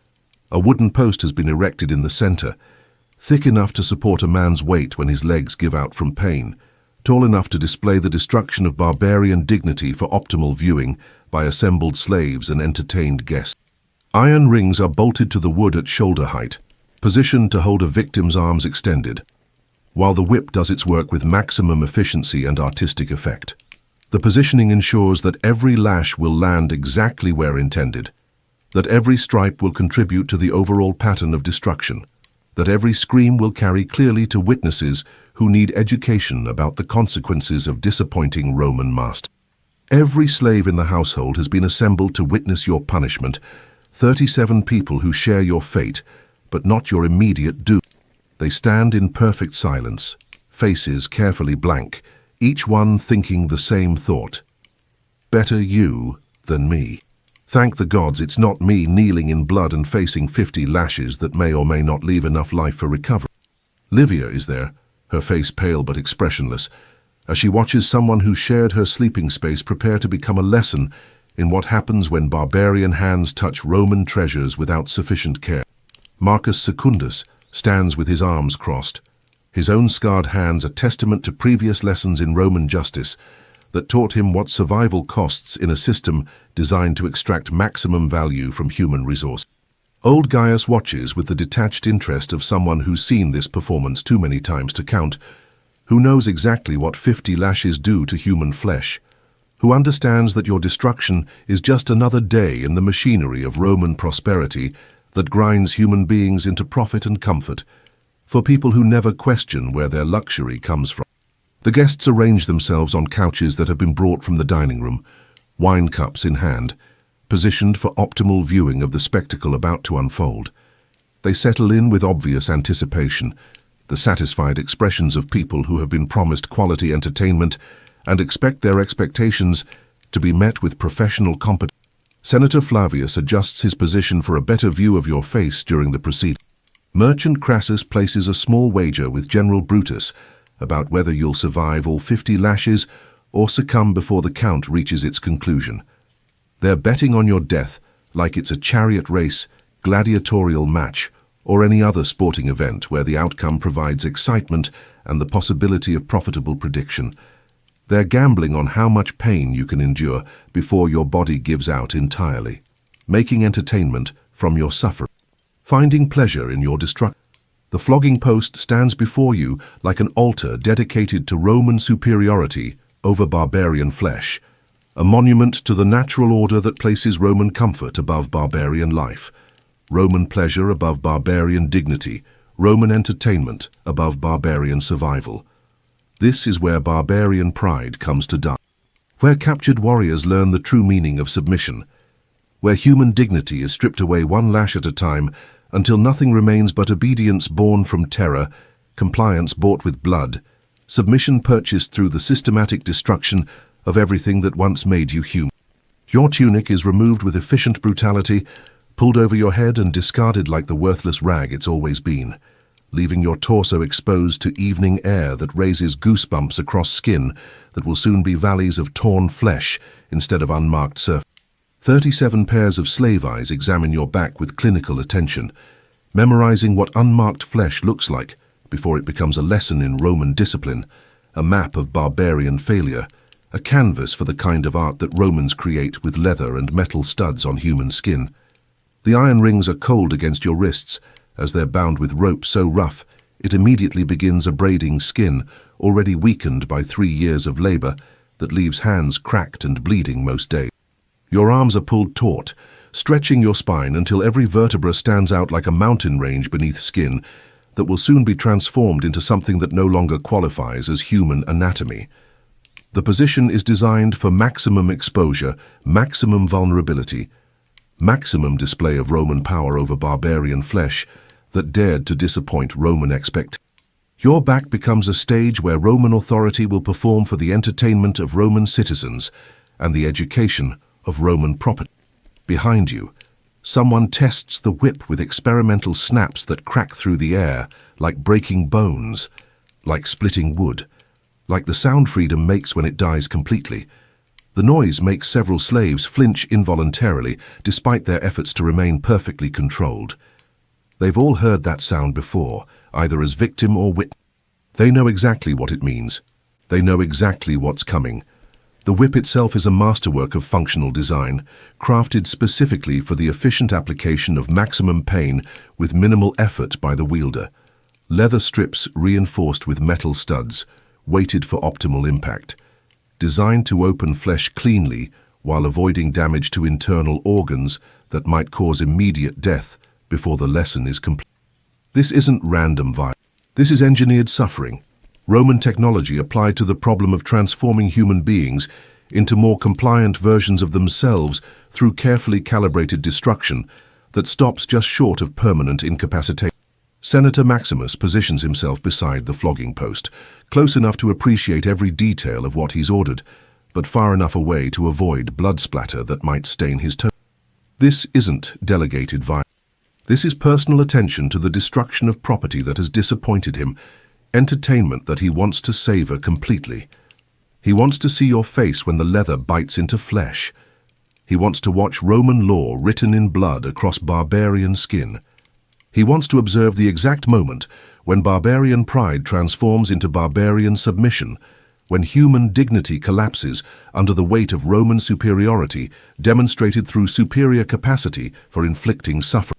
Begin, he says simply, the word falling into silence like a stone into deep water, creating ripples of anticipation that spread through assembled witnesses who understand they're about to receive education in what happens when Roman property fails to maintain its value through perfect performance. The first lash catches you unprepared despite knowing it's coming. Despite 3 years of watching other slaves learn similar lessons, despite understanding exactly what 50 lashes means in terms of immediate agony and long-term consequences. The leather strikes between your shoulder blades with the force of a sword blow, fire spreading across your back like spilled oil that's been set ablaze by Roman authority. The sound is different when it's your flesh being opened, your skin being torn, your blood being spilled for Roman entertainment. Wet, meaty, organic in a way that turns your stomach and makes your vision blur with shock that your body hasn't yet learned to process. This is what you sound like when you're being destroyed. This is what human meat sounds like when it's being tenderized for Roman pleasure. You bite down on your tongue hard enough to draw blood, determined not to give them the satisfaction of immediate screams, desperate to maintain some fragment of dignity, even as Roman justice systematically strips away everything that once made you human. Romans respect strength even in slaves, especially in slaves, show weakness too quickly and the punishment becomes worse, much worse. But dignity is a luxury you can't afford when your back is being opened by Roman efficiency. The second lash crosses the first, creating an X of torn flesh that immediately begins weeping blood down your spine like barbarian tears made visible, like evidence of barbarian inferiority written in barbarian blood for Roman education. This one forces a grunt from your lips despite your determination to remain silent. Pain like this doesn't ask permission. It takes control of your voice, your breathing, your entire nervous system, with the authority of Roman law applied directly to barbarian flesh that has forgotten its place in the natural order. "One," calls the slave, wielding the whip, his voice carefully neutral as if he's counting inventory instead of human destruction, as if he's measuring grain instead of agony, as if he's recording profit instead of the systematic dismantling of another human being's capacity to remain whole. Professional detachment is how slaves survive tasks like this. Emotion would make the job impossible. Humanity would make the assignment unbearable. Conscience would make participation in another person's destruction psychologically devastating. Better to become a tool in the hands of Roman authority than to remain human enough to feel guilt about what you're being forced to do. The third lash opens new territory across your shoulder blades, and this time you can't prevent the gasp that escapes despite every effort to maintain control over your own voice, your own reactions, your own capacity to choose how you respond to what's being done to your flesh by Roman justice. The guests lean forward slightly, wine forgotten as they focus on your reaction, with the intensity of art critics evaluating a performance, theatre enthusiasts judging the quality of acting, or scientists observing an experiment designed to test the limits of human endurance when subjected to carefully applied pain. Your agony becomes their entertainment. Your destruction becomes their pleasure. Your suffering becomes their proof that Roman civilization represents the pinnacle of human achievement, because it can transform barbarian flesh into Roman lessons with such artistic efficiency. 2. The count continues with mechanical precision. Number 4 lands lower. Across your ribs, where the leather can reach organs that produce different sounds when they're damaged, different sensations when they're torn, different educational value for witnesses who need to understand that Roman property extends all the way through barbarian bodies to the core of whatever makes barbarians think they deserve better treatment than lives. The scream tears itself from your throat without permission, a sound so raw and animal that it echoes off the atrium's marble walls like the cry of something that has forgotten it was ever human, something that exists only to demonstrate Roman superiority through its capacity to suffer for Roman pleasure. Senator Flavius raises his wine cup in a small toast, his face flushed with wine and satisfaction. Excellent projection, he comments with the appreciation of someone evaluating a musical performance. These Gauls have impressive lung capacity, very expressive. They're reviewing your screams like music critics evaluating a singer's technique, rating the quality of your agony like wine tasters comparing vintages, discussing the aesthetic merits of your suffering like art collectors debating the relative value of different sculptures. Your torture has been reduced to entertainment that can be critiqued, improved and compared to previous performances by other slaves who learned similar lessons under similar circumstances for the education of similar audiences who find pleasure in the systematic destruction of human dignity. 3. The slave continues, counting with the mechanical precision of someone who has learned to divorce his humanity from his actions, his conscience from his survival, his soul from the requirements of staying alive in a system that uses human beings as tools for destroying other human beings. The 5th lash catches you diagonally across the previous wounds, and something deeper than skin tears, with a sound like fabric ripping, like wood splitting, like the noise human flesh makes when Roman efficiency encounters barbarian anatomy, with sufficient force to separate what was never meant to be separate. The pain transcends physical sensation and becomes something else entirely. Pure experience, raw existence distilled to its most basic element, suffering without purpose or meaning or end. Your entire universe contracts to the space between your shoulder blades, where Roman authority is writing lessons in barbarian blood for the education of witnesses who need reminding about what happens when property disappoints its own.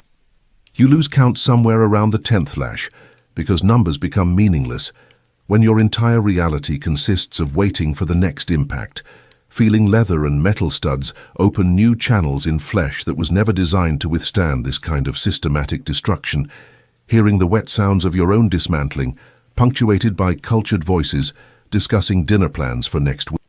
Blood runs down your legs now, pooling at your feet in dark red puddles that reflect lamplight like liquid garnets, like melted rubies, like evidence of barbarian inferiority made visible for Roman eyes that find satisfaction in the sight of conquered flesh, acknowledging its failures through involuntary bleeding.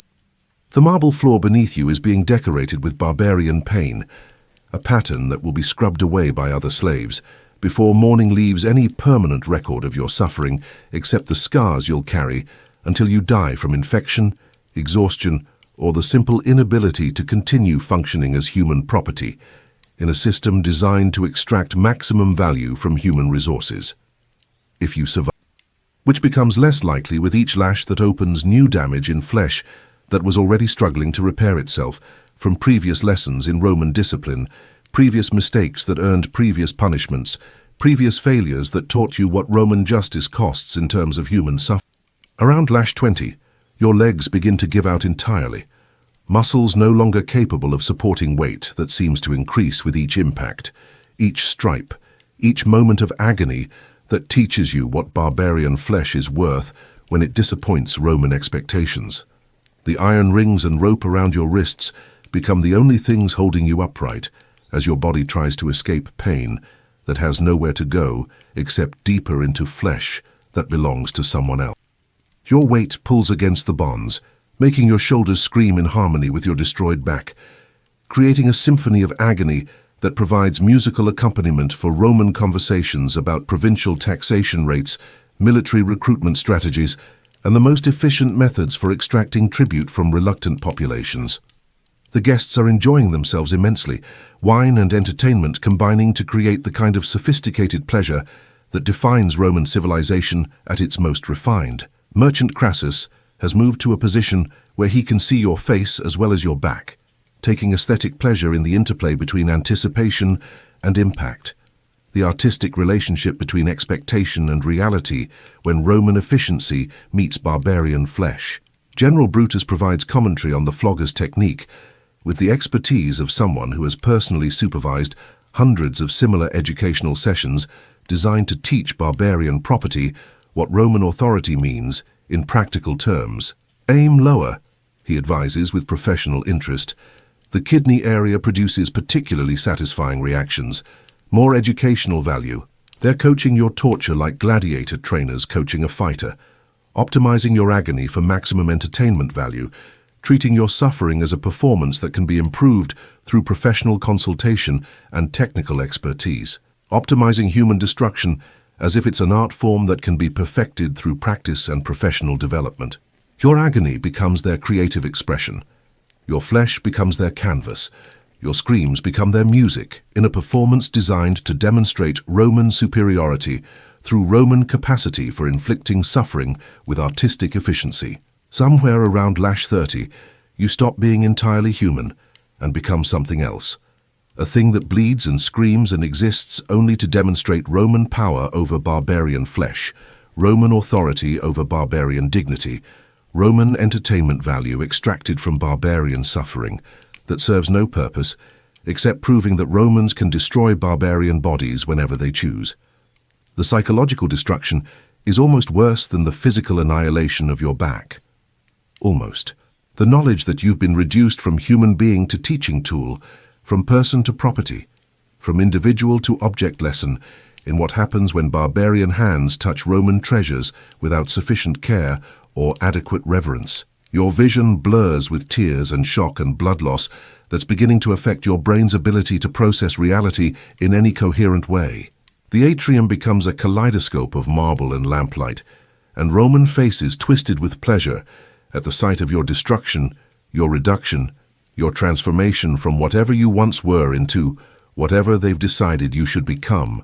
This is what Romans call justice. This is what they mean by law and order.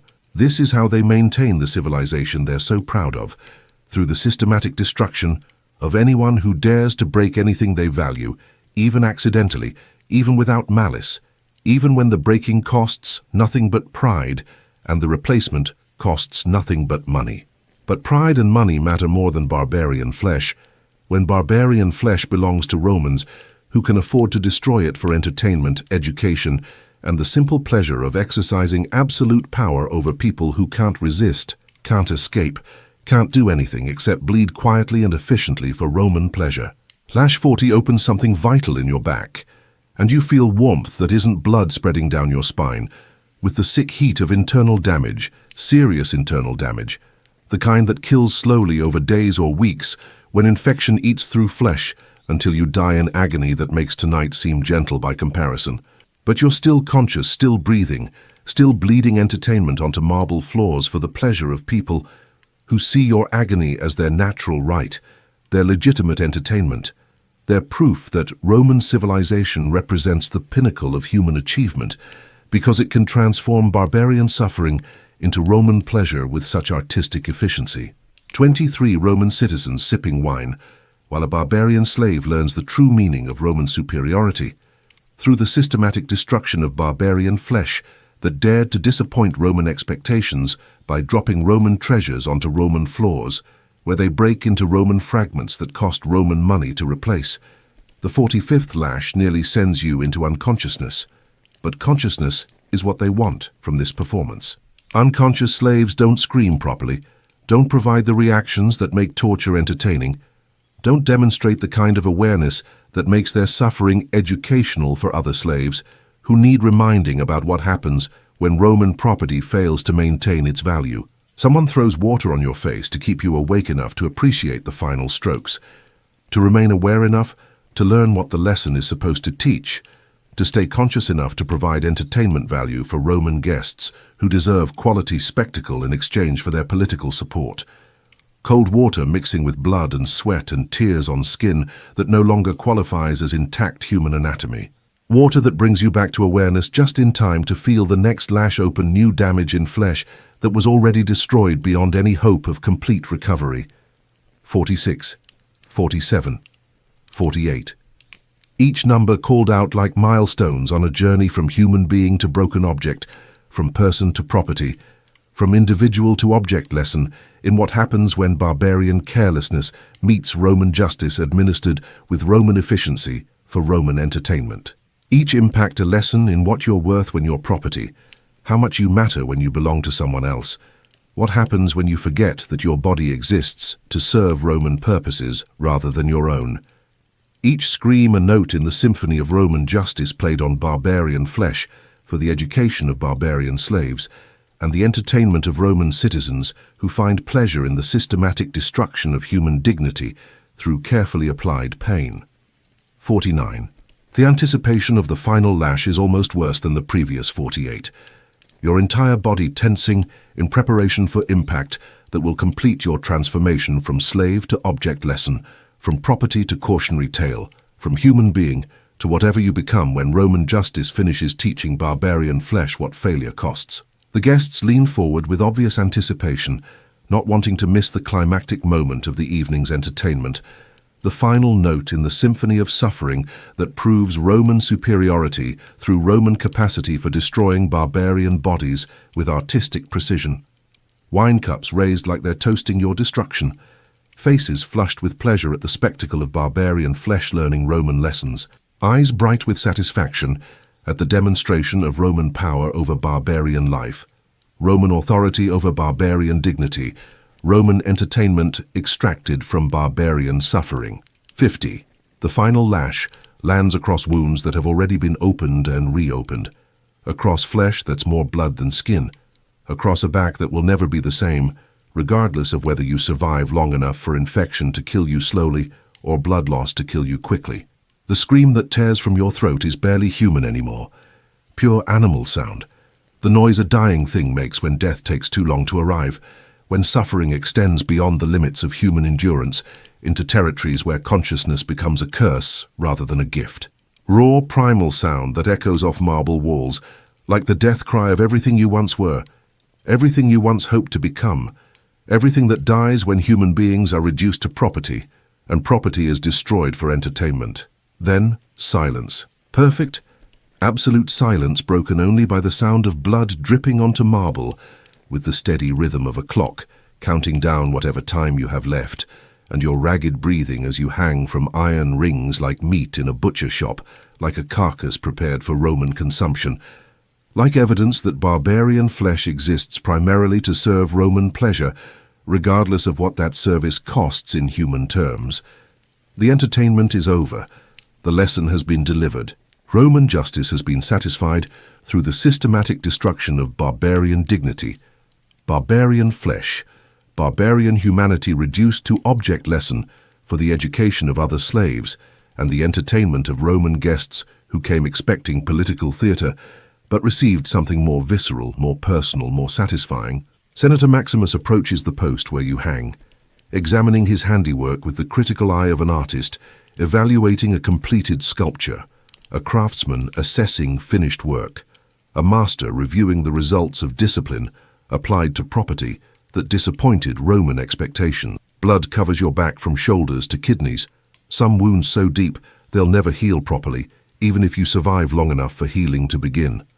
Permanent disfigurement, permanent disability, permanent reminder of what happens when slaves disappoint their masters, when property fails to maintain its value, when barbarian carelessness meets Roman justice. "Well done," he tells the slave who wielded the whip, praising technique the way other men might compliment a cook's preparation of dinner, an artist's completion of a painting, or a craftsman's construction of furniture. Clean technique, excellent distribution, very educational. He's critiquing your torture like it's a craft that can be perfected through practice and professional development, an art form that can be improved through technical expertise and creative innovation. Your agony reduced to technical achievement, worthy of praise and professional advancement. Performance art created with your flesh as canvas, your screams as music, your blood as paint in a masterpiece that demonstrates Roman superiority through Roman capacity for destroying barbarian bodies with artistic efficiency and educational value. The guests begin filing out, their evening's entertainment complete, satisfaction evident on faces flushed with wine and pleasure at the spectacle they've witnessed. They chat about other dinner parties they've attended, other slaves they've seen punished, other spectacles they're planning to attend in the continuing search for entertainment that proves their superiority through other people's suffering.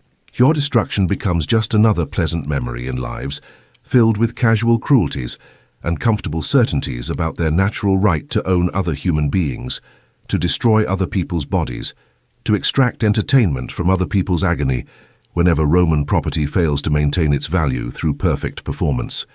Senator Flavius pauses beside your hanging form, wine making him philosophical about the evening's lessons. Barbarians, he observes to his wife with the satisfaction of someone whose prejudices have been confirmed through practical demonstration. They never learn to value what civilized people treasure.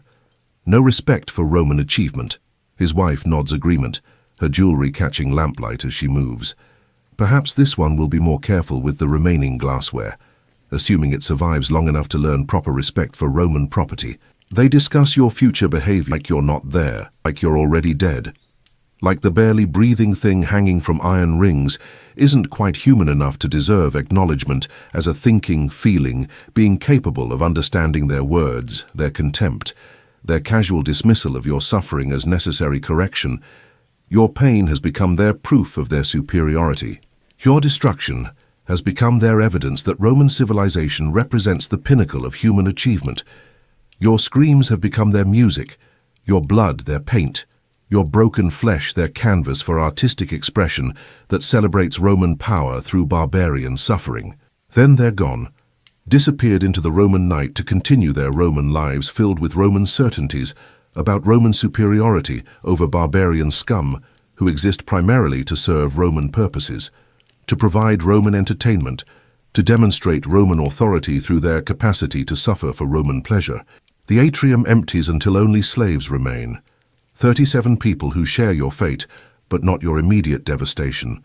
37 witnesses to what happens when Roman property disappoints Roman expectations. 37 students who have received education in what failure costs when you belong to someone else entirely.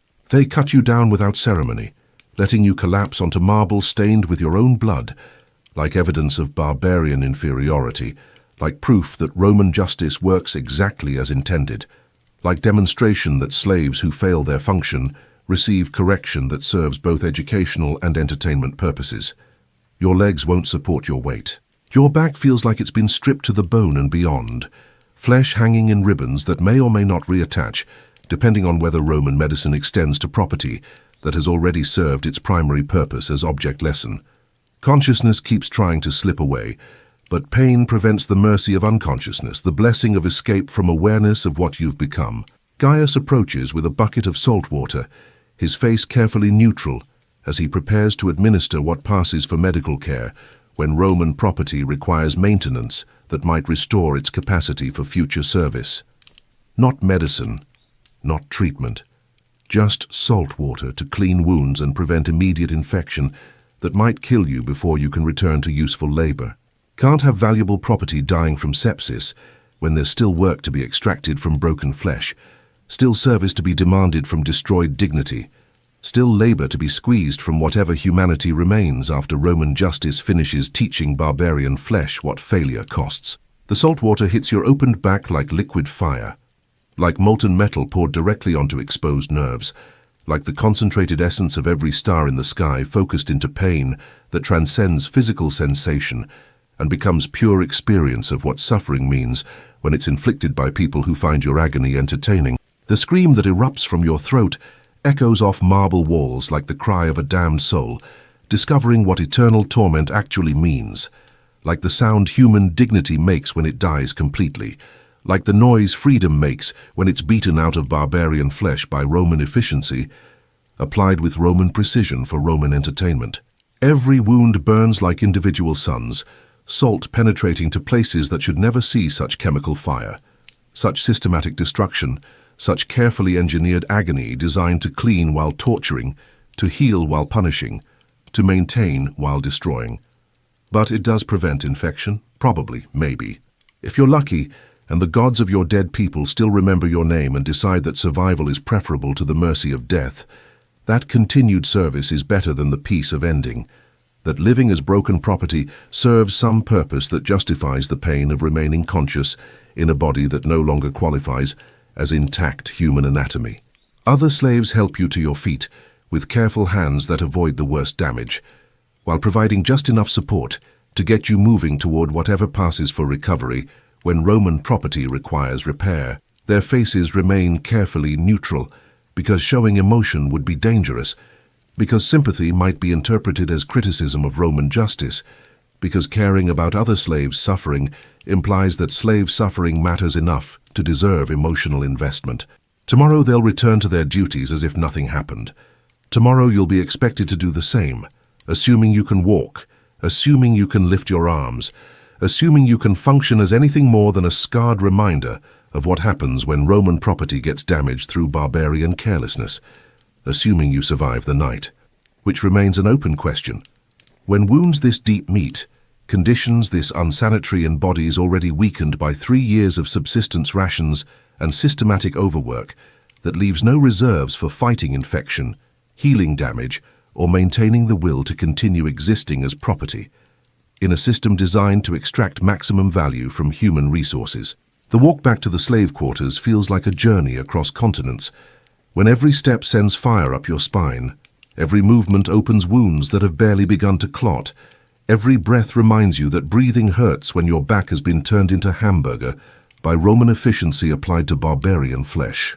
Blood seeps through the rough bandages they've wrapped around your torso, dark stains spreading like accusations against your ability to heal, evidence that barbarian flesh may not be strong enough to recover from Roman lessons, proof that some damage goes too deep for simple survival to overcome. The sleeping platform feels like paradise compared to hanging from iron rings, but paradise is relative when your back is hamburger and your future consists of waking up tomorrow to serve the same people who orchestrated your destruction tonight, assuming you wake up at all, assuming infection doesn't set in faster than your body can fight it, assuming you retain enough functionality to be worth keeping alive. Other slaves avoid looking at you directly as you attempt to find a position that doesn't tear wounds open further, not from disgust or fear, but from recognition that you are their future, their inevitable destination, the mathematical certainty that awaits anyone who serves Roman masters long enough to make a mistake that costs more than Roman masters are willing to forgive. Sleep, when it finally comes through exhaustion that overcomes even pain this intense, is filled with dreams of home and freedom, and people who saw you as human rather than property, who valued your dignity rather than your labor, who mourned when you disappeared rather than calculating replacement costs for damaged goods.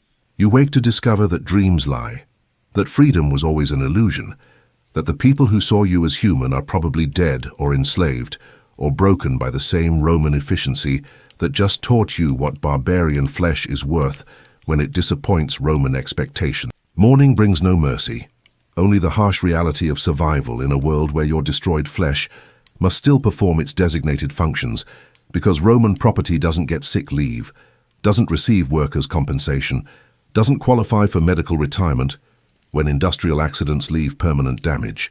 The rough wool blanket has stuck to your wounds during the night, dried blood acting like glue to bond fabric, to flesh in ways that make movement a choice between staying still and tearing yourself open again. Removing it tears several partially healed cuts back to bleeding, fresh red against the brown crust of last night's destruction. Your first attempt to sit up fails completely, sending lightning through your spine, as muscles that haven't been severed entirely spasm in protest against a movement they're no longer capable of supporting. The pain is different now, deeper, more complex, more systematic than the sharp agony of fresh wounds. Not the immediate fire of leather meeting flesh, but the grinding ache of damaged tissue trying to repair itself without proper care, adequate rest, or the kind of medical attention that Romans reserved for people rather than property, citizens rather than slaves, humans rather than tools that need maintenance. Around you, the other slaves are already stirring because life in the villa doesn't pause for individual suffering, doesn't accommodate personal disasters, doesn't recognize that last night's entertainment might have created this morning's inability to function according to Roman expectations. 22 other people need to maintain their own survival, which means appearing useful and productive, regardless of what happened to their fellow property last night, regardless of whether they feel sympathy for your situation, regardless of whether they understand that witnessing your destruction was education in their own inevitable future. Gaius approaches with more salt water and clean rags, his face showing no emotion as he begins the process of cleaning wounds that have reopened during the night. This isn't kindness. This isn't medical care. This is maintenance, keeping valuable property functional enough to perform its designated tasks while minimizing the investment required to restore damaged goods to working condition. You'll work today, he tells you quietly, his voice carrying the flat authority of someone who understands that survival depends on meeting Roman expectations regardless of physical condition, emotional state, or capacity for actual performance. Light duties, kitchen preparation only. No serving until the wounds close. Light duties. Kitchen preparation only. No serving until the scars become acceptable for display in front of guests who prefer their entertainment to come with aesthetic appeal rather than visible reminders of what their pleasure costs in human terms. Romans don't mind owning damaged property, but they prefer their comfort to be served by slaves who don't obviously demonstrate the consequences of Roman justice. Better to keep the destruction hidden until it heals into scars that can be ignored, dismissed, or appreciated as evidence of proper discipline rather than recent brutality. The walk to the kitchen is agony performed in slow motion, each step a careful negotiation between the need to move and the impossibility of movement without pain that threatens to overwhelm consciousness entirely. Every movement sends lightning through your destroyed back. Lifting anything heavier than a spoon becomes an exercise in controlled screaming. Reaching for ingredients threatens to tear wounds that have barely begun the healing process. But you work because the alternative is death. Not quick death, not merciful death. Slow death, the kind that comes when property becomes more expensive to maintain than to replace, when the cost of feeding damaged goods exceeds their productive value, when Roman efficiency calculates that disposal provides better return on investment than repair. Roman mathematics doesn't tolerate broken tools that can't perform their functions, damaged equipment that requires more resources than it produces, human property that consumes food without generating adequate labor to justify the expense of keeping it alive. Quintus watches you with calculating eyes, measuring your usefulness against your cost, like an accountant evaluating investments, a merchant assessing inventory, a manager determining whether repair or replacement provides better value. A slave who can't work is a slave who consumes resources without producing value, and in Rome's economic equations, that mathematics leads inevitably to sale, abandonment, or execution. The Syrian glass order has been doubled, he tells you without inflection, his voice carrying information that transforms last night's entertainment into this morning's economic consequences. The master wants replacement pieces from the same craftsman.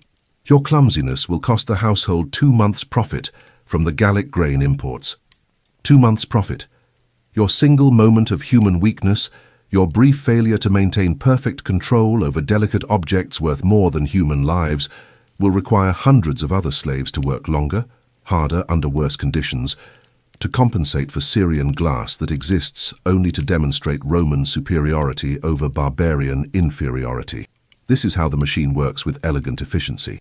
Your individual destruction ripples outward like stones thrown into still water, affecting other slaves, other properties, other people who will suffer because you failed to maintain perfect control, because you allowed human mortality to interfere with Roman expectation, because you forgot that barbarian flesh exists primarily to serve Roman purposes, regardless of the cost in human terms. Other slaves in Gaul will work extra hours in grain fields to generate the profit needed to replace glass, broken by barbarian carelessness. Slaves in mines will dig deeper, faster, with less food and more beatings to extract silver needed to pay Syrian craftsmen for replacement treasures. Slaves in ships will endure worse conditions during transport of goods needed to fund purchases that wouldn't be necessary if barbarian hands had been more careful with Roman property. Your mistake becomes their punishment. Your failure becomes their increased suffering. Your moment of human weakness becomes their extended exploitation in the service of Roman luxury that depends entirely on the systematic extraction of value from people who can't resist, can't escape, can't do anything except work harder to compensate for disruptions in the flow of profit that funds Roman civilization. The day crawls forward with mechanical precision, despite your body's inability to function according to its normal capacity. You peel vegetables while your back seeps blood through rough bandages that stick to wounds and tear when you move. You scrub pots, while cuts reopen with each motion that requires lifting, reaching, or any action more complex than standing perfectly still.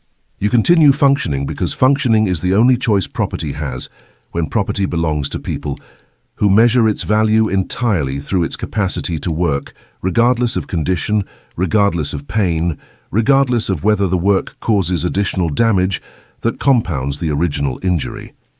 Other slaves avoid looking at you directly as you struggle through tasks that were routine yesterday but have become mountainous challenges today. Not from disgust or fear, but from recognition that you represent their future, their inevitable destination, the mathematical certainty that awaits anyone who serves Roman masters long enough to make a mistake that costs Roman money. Better not to see too clearly what awaits them all, better not to acknowledge too directly that last night's entertainment was education in what happens when Roman property fails to maintain its value through perfect performance. Better not to think too hard about when their own moment will come, when their own carelessness will provide similar entertainment for Roman guests who find pleasure in barbarian suffering. Lunch preparation requires lifting heavy pots, and the first time you try, something vital tears in your back with a sensation like fabric ripping, like wood splitting, like the sound flesh makes when Roman efficiency meets barbarian anatomy with sufficient force to cause permanent damage. The pain is so intense that vision grays at the edges and consciousness threatens to slip away entirely. But you grip the kitchen table with hands that shake from effort rather than fear and force yourself to remain upright, to continue working, to meet Roman expectations regardless of whether your body can support the performance those expectations require. Because stopping would be noticed. Notice leads to evaluation. Evaluation leads to calculations about whether repair costs exceed replacement costs, and those calculations lead to disposal through sale to mines, arenas, or the kind of brothels that service docks where foreign sailors pay Roman prices for Roman entertainment provided by barbarian flesh that has outlived its usefulness in more refined setting. The afternoon brings a visitor to the kitchen. Senator Maximus himself come to inspect the property he damaged last night, to evaluate whether his investment in discipline has produced appropriate returns in terms of improved performance and proper attitude adjustment. He examines you with the same clinical attention he might give to a horse with an injured leg, calculating remaining usefulness against replacement costs like a merchant evaluating damaged goods, a craftsman assessing broken tools, an owner determining whether repair or disposal provides better value. How much work can it perform? He asks Quintus, discussing your capacity like you're a broken machine instead of a human being listening to every word, instead of a person whose future is being decided through conversation that treats your life as an accounting problem with various possible solutions. Light duties for now, Quintus replies with professional assessment. Full capacity should return within a month, assuming the wounds heal cleanly and infection doesn't set in to complicate recovery. And if they don't? Sale to the mines would recover 60% of replacement cost. The arenas might pay more if it survives long enough to provide entertainment value through combat rather than simple labor. 60% of replacement cost. That's your value as a human being reduced to pure mathematics. Not your history, your skills, your memories of freedom, your dreams of seeing home again. Not your capacity for thought, feeling, or any of the qualities that once made you believe you possessed inherent dignity that couldn't be bought or sold. Just 60% of what it would cost to buy another barbarian body to replace your broken one. Damaged goods marked down for quick sale to buyers who don't require premium quality, who can make use of defective property that still retains some productive capacity despite obvious flaws. Senator Maximus nods with satisfaction and departs, his inspection complete, his property evaluated, his investment in discipline confirmed as sound business practice that maintains order while providing entertainment value for guests who appreciate quality spectacle. You are inventory now. Damaged inventory, but inventory nonetheless, and inventory exists to be managed efficiently for maximum return on investment, regardless of whether the inventory can think, feel, or remember what it was like to be treated as something more than a resource to be exploited until it breaks completely. Your suffering has been reduced to an accounting problem solved through careful resource management that weighs the cost of maintenance against the benefit of continued service and makes decisions based purely on mathematical calculations that treat human pain as irrelevant variable in equations designed to maximize profit. Evening brings the return of normal villa routine. The master dines, entertains guests, discusses politics and philosophy and the latest news from provinces where Roman legions are busy creating new slaves to replace the ones who die from overwork, abuse, or the simple inability to continue functioning as human tools in a machine designed to extract maximum value from conquered peoples. Tonight, the guests include several senators who weren't present for last night's entertainment, but who hear the story with obvious appreciation for the educational value of proper discipline applied to property that disappoints Roman expectations. They nod sagely at descriptions of your punishment, offer suggestions for improved technique next time, and express satisfaction that Roman justice continues to function with appropriate efficiency. Your destruction becomes dinner conversation, a pleasant anecdote that demonstrates the host's proper management of his household, his commitment to maintaining discipline among his property, his understanding that Roman civilization depends on Roman authority being exercised with sufficient firmness to keep barbarian property properly motivated. But tonight, as you lie on your sleeping platform trying to find a position that doesn't tear wounds open again, trying to process the reality of what your life has become, trying to understand how you survived the transition from human being to broken object awaiting disposal, you think about numbers that matter more than accounting calculation. 60 million slaves in the empire, 60 million human beings reduced to property, to tools, to objects that exist only to serve other people's comfort, other people's pleasure, other people's conviction that their superiority justifies whatever suffering they inflict on people, too weak to resist, too powerless to escape, too broken to fight back effectively. You are one of 60 million. Your destroyed back is one of millions destroyed by Roman whips, Roman efficiency, Roman entertainment that transforms human suffering into Roman pleasure with systematic precision that would be admirable if it weren't devoted to purposes that reduce human beings to resources for consumption. Your lost freedom is one of millions stolen by Roman swords, Roman organization, Roman conviction that strength creates its own moral authority and gives the strong the right to own the weak without limit, restraint, or consideration for anything except their own comfort and convenience. Your suffering is not unique, it's not special, it's not even particularly notable in the context of an empire built on the systematic exploitation of conquered peoples, who made the mistake of believing they could remain free in a world where Rome decides who deserves freedom based entirely on their capacity to prevent Rome from taking it away. You are a single drop in an ocean of barbarian blood that waters the garden of Roman civilization, feeds the roots of Roman prosperity, and provides the foundation for Roman achievements that depend entirely on Roman capacity to transform other people's labor into Roman luxury, through the simple expedient of owning the people who do the work. In your old life, before the legions came with fire and chains and the systematic destruction of everything you thought you understood about how the world should work, you believed in justice. You believed that good behavior led to good results, that hard work earned respect, that human beings possessed inherent dignity that couldn't be taken away by force. You believed that the universe operated according to principles that made moral sense, that rewarded virtue and punished vice, that provided some mechanism for ensuring that suffering served purposes greater than the convenience of people strong enough to inflict it on people too weak to prevent it. Those beliefs died harder than your body is dying now. Physical pain is simple compared to the psychological destruction of learning, that the universe doesn't care about fairness, that power creates its own morality, that human dignity exists only when backed by strength sufficient to defend it against people who see dignity as weakness to be exploited, rather than virtue to be respected. The Romans didn't just conquer your body when they dragged you from the ruins of your village to the slave markets of Rome. They conquered your understanding of how the world works, your faith in justice, your conviction that human life possesses meaning beyond its utility to people with superior weapons and organization.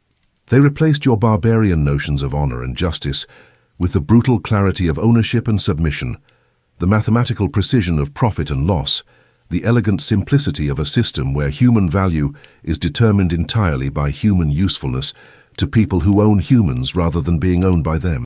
They taught you that dignity is a luxury only free people can afford, that justice is a concept only powerful people can enforce, that morality is a privilege that belongs exclusively to people with sufficient strength to make their moral preferences into other people's legal obligations. But lying here in the dark, surrounded by other stolen people trying to survive another day of beautiful slavery, trying to heal from wounds that may never close completely, trying to understand what survival means when survival requires abandoning everything that once made you believe life was worth living, you realize something the Romans don't want you to understand, something they need you not to understand if their system is going to continue functioning with the efficiency that makes Roman civilization possible. They need you to believe in their superiority. They need you to accept that your suffering is natural, inevitable, justified by their inherent virtue and your barbarian inferiority. They need you to internalize the conviction that Roman prosperity represents the natural order of the universe, rather than the artificial result of Roman violence applied systematically to people who lacked sufficient organization to resist effectively. The truth is simpler and more terrible than the elegant justifications Romans use to explain why they deserve to own other human beings. They're not superior in any meaningful sense. They're not blessed by gods who favor Roman virtue over barbarian character. They're not representatives of civilization, triumphing over barbarism through moral authority that justifies their dominance. They're just stronger. And strength, as they've taught you so effectively through the systematic destruction of your flesh, your dignity, and your faith in cosmic justice, makes its own rules without reference to anything except its capacity to enforce those rules on people too weak to resist them. Rome's greatness isn't built on virtue or divine favor or natural superiority that makes Romans inherently more deserving of comfort than the people who provide that comfort through their labor. It's built on the systematic exploitation of people exactly like you, millions of human beings reduced to human resources, processed through the machinery of empire until they emerge as profit, comfort, and luxury for citizens who never question the cost of their civilization in terms of human suffering. The aqueducts that bring fresh water to Roman homes were built by slaves who died in the construction, their bones becoming part of the foundation that supports Roman convenience. The roads that connect the empire and make Roman administration possible were laid by conquered peoples forced to build the infrastructure of their own domination, their labor creating the network that ensures their continued enslavement. The marble buildings that define Roman architecture and provide the settings for Roman political theater were quarried by property that worked until it died and was replaced by fresh property captured in new campaigns designed specifically to maintain the supply of human resources that Roman prosperity requires. Every symbol of Roman greatness rests on barbarian grave. Every demonstration of Roman achievement depends on barbarian labor extracted through barbarian suffering inflicted by Roman efficiency. Every proof of Roman superiority requires barbarian inferiority, maintained through Roman violence, applied with Roman precision for Roman benefit. This knowledge should be devastating, but somehow it's almost comforting in its clarity. Your suffering isn't personal punishment for individual failure. It's not cosmic justice for barbarian moral inferiority. It's not evidence that you deserved what happened to you because you lacked sufficient virtue to prevent it. It's just the price Rome extracts for its version of civilization, the cost of Roman comfort paid by people who can't refuse to pay it. The fee for Roman luxury collected from people who don't receive any benefit from the luxury their payment makes possible. Understanding this doesn't make the pain less. Your back still feels like it's been stripped to the bone and beyond. Your future still consists of serving people who see your agony as entertainment, your labor as their natural right, your suffering as the inevitable cost of their comfort. Your freedom is still lost forever in forests that burned 3 years ago when Roman efficiency met barbarian resistance and demonstrated why Romans win through superior organization rather than superior virtue. Your family is still scattered to destinations you'll never know, probably dead or enslaved, or broken by the same machine that's currently grinding you into profit for people who never think about where their luxury comes from. But understanding removes the psychological poison of believing you deserve this treatment, believing that your suffering serves some greater purpose, believing that Roman superiority represents cosmic justice rather than terrestrial strength applied without moral restraint to people who lack sufficient power to defend themselves. You don't deserve what they've done to you. None of the 60 million deserve what's being done to them every day, across an empire that spans 3 continents and depends entirely on their continued exploitation for its continued existence. They're not property because they're inferior. They're not slaves because they lack virtue. They're not suffering because they deserve punishment for moral failures that justify their reduction to human resources for Roman consumption. They're property because Rome is stronger, and strength takes what it wants from those too weak to prevent the taking. They're slaves because Roman organization proved superior to barbarian resistance when the two systems met in forests and fields where strength rather than virtue determined outcome. They're suffering because Roman prosperity requires their suffering. Roman comfort demands their labor. Roman civilization depends on their reduction to tools for creating wealth they'll never be allowed to enjoy. The machine will continue grinding forward, processing human beings into profit and comfort for people who never question where their luxury comes from or what it costs in terms of lives destroyed, families separated, futures eliminated to fund Roman presence that seem to justify themselves through their magnificence. New slaves will replace the ones who die from overwork, abuse, or simple inability to continue functioning as human property in conditions designed to extract maximum value rather than preserve human life. New campaigns will capture fresh populations to feed the appetite for human resources that fuels Roman prosperity and makes Roman achievement possible. Your individual destruction is meaningless in the context of an empire built on millions of similar destructions. Millions of people reduced from human beings to economic units. Millions of lives converted into Roman profit through Roman efficiency, applied to the problem of transforming barbarian labor into Roman luxury. But your individual resistance, even if it's nothing more than remembering that you were human before you became property, matters in ways Rome can't calculate or control. Even if resistance consists only of understanding that their version of civilization is built on blood, that their superiority is just strength disguised as virtue, that their prosperity depends on suffering they prefer to keep invisible. They can own your body through superior force. They can dictate your actions through superior organization. They can punish your mistakes with systematic torture that leaves permanent scars, permanent disability, permanent reminders of what happens when barbarian flesh disappoints Roman expectations. But they can't own the part of you that remembers freedom, that knows their version of civilization costs more than it's worth, that understands their superiority is just an illusion maintained through violence applied to people who can't fight back effectively.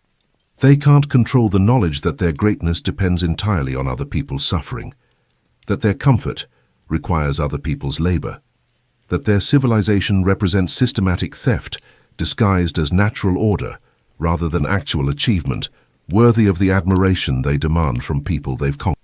In the morning you'll wake and work and serve and pretend to be the obedient property they've created through violence and terror, through systematic destruction of everything that once made you believe you possessed inherent dignity that couldn't be bought or sold. You'll smile when ordered, bow when expected, and perform the careful choreography of slavery that keeps you alive another day in a system designed to extract maximum value from human resources without regard for the human cost of that extraction.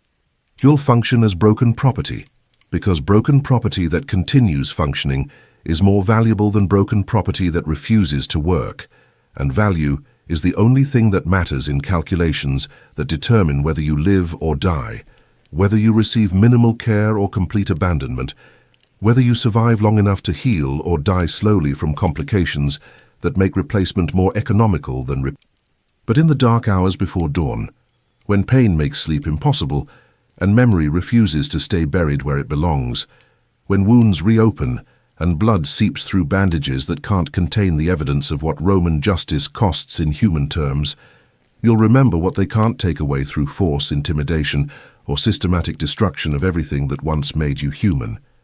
You'll remember that you were human before they made you proper. You'll remember that their civilization is beautiful because they've stolen beauty from people like you, because they've converted human dignity into Roman luxury through the simple expedient of refusing to recognize that dignity in people who lack the strength to defend. You'll remember that every marble column represents a quarry full of graves. Every golden ornament represents a mine where people died for Roman convenience.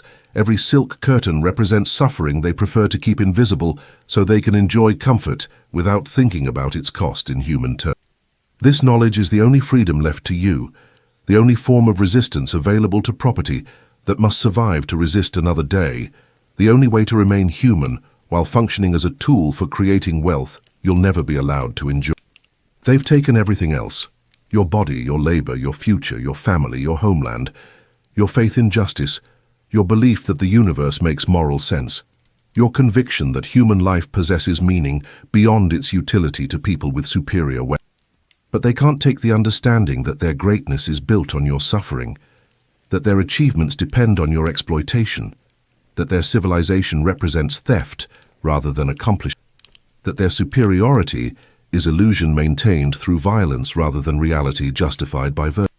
They can't eliminate the knowledge that every day you survive intact is a small victory against a machine designed to grind human beings into resources, that every moment you remain human inside property's skin is resistance they can't detect or punish, that every night you remember freedom is a defeat for systems designed to make you forget that freedom is...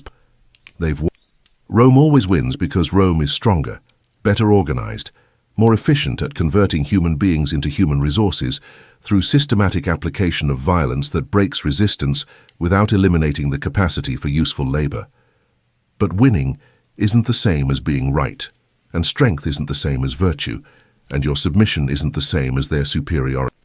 Understanding the difference between what they've accomplished and what they deserve, between what they've taken and what they've earned, between what they've built and what they've stolen, is the only freedom that remains when all other freedoms have been purchased with barbarian blood for Roman comfort. These truths won't set you free from slavery. Nothing will set you free except death or revolution, and neither seems likely to arrive before your body gives out entirely from wounds that may never heal, work that never ends, and conditions designed to extract maximum value rather than preserve human life.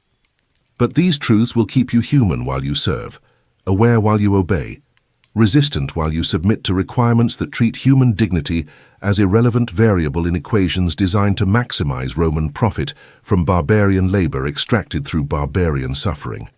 And maybe in some future you'll never see, other people will learn that civilization built on slavery isn't civilization at all. Maybe they'll create societies that don't require human suffering to generate human comfort, that don't treat human dignity as luxury only some people deserve, that don't reduce human beings to resources for consumption by people who never question where their comfort comes from. Maybe the future will be kinder than the... Maybe humanity will learn to create beauty without destroying human beings, prosperity without enslaving conquered peoples, comfort without requiring other people's suffering to make that comfort. Maybe people will remember that dignity belongs to everyone, not just those strong enough to defend it against those who see dignity as weakness to be exploited rather than virtue to be respected. But that's a dream for free people to pursue in times when freedom doesn't depend on superior strength applied to people too weak to resist. You have more immediate concerns that don't extend beyond survival, healing, and avoiding mistakes that lead to Syrian glass and Roman justice administered with Roman efficiency for Roman entertainment. Like learning to live as property, while remaining human enough to understand what that means, what it costs, and why it matters even when no one else will ever know that you maintained humanity inside conditions designed to eliminate humanity through systematic reduction of human beings to tools for creating wealth they'll never be allowed to enjoy.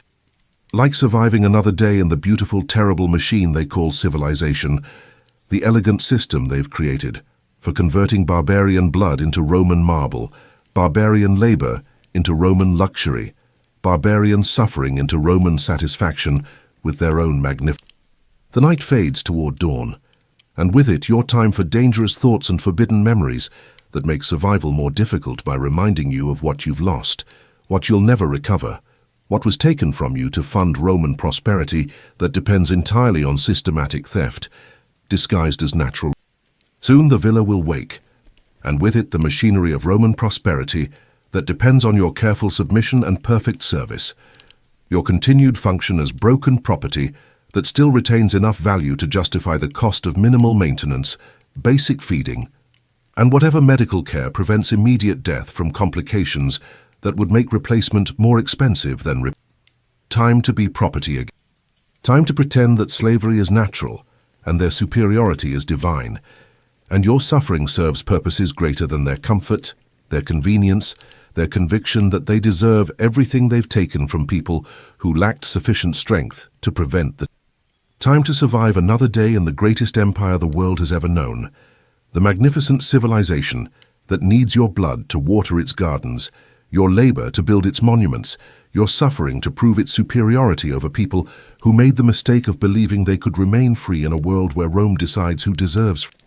The least you can do is bleed quietly, efficiently, and without disturbing their sleep with reminders that their comfort costs more than they're willing to acknowledge, that their civilization depends on suffering they prefer to keep invisible, that their greatness requires other people's destruction maintained through systematic violence applied without moral restraint. After all, you're just property. And property exists to serve Roman purposes, to provide Roman comfort, to demonstrate Roman superiority through its capacity to suffer for Roman pleasure without complaint, resistance, or visible signs of the humanity that was eliminated to make Roman prosperity. Tonight, though, for just a few more minutes in the darkness before dawn, brings another day of careful servitude. You remember being human. You remember that their version of greatness costs everything you used to be, everything you might have become, everything that dies when human beings are reduced to resources for consumption by people who never think about the human cost of their inhuman system. And somehow that memory makes the pain almost bearable, almost worth enduring for the sake of remaining human inside conditions designed to eliminate humanity through systematic conversion of human beings into human tools for creating Roman wealth that justifies itself through its magnificence rather than its morality. The Roman sun rises over marble and blood, over beauty built on suffering, over civilization maintained through carefully orchestrated cruelty that transforms human beings into human resources with the elegant efficiency that makes Roman engineering the envy of the known world. But you're still human, still alive, still capable of remembering what they can't take away through force, intimidation, or systematic destruction of everything that once made you believe you deserved better than this. Still resistant in the only way that matters, when all other resistance has been beaten out of barbarian flesh by Roman discipline, applied with Roman precision for Roman entertainment. Still free in the only sense that freedom can exist when your body belongs to someone else but your understanding remains your own. When your labor serves their purposes, but your knowledge serves truth they can't control, can't eliminate, can't purchase with barbarian blood for Roman. The greatest empire the world has ever known needs your submission to maintain its superiority. But submission isn't the same as surrender, and service isn't the same as agreement, and bleeding for their pleasure isn't the same as believing they deserve your blood. Understanding the difference is the only victory available to property that must survive to resist another death. The only freedom that remains when all other freedoms have been converted into Roman profit through Roman efficiency, applied to the problem of transforming barbarian humanity into Roman resources. It's enough. It has to be enough. Because it's all you have left, And having something is better than having nothing, and remembering humanity is better than forgetting it completely, even when forgetting would make survival easier. Even when remembering hurts worse than forgetting. Even when humanity feels like a burden rather than a gift. Even when consciousness becomes punishment rather than privilege. You're still human. And that's a victory they can never take away, no matter how efficiently they destroy everything else.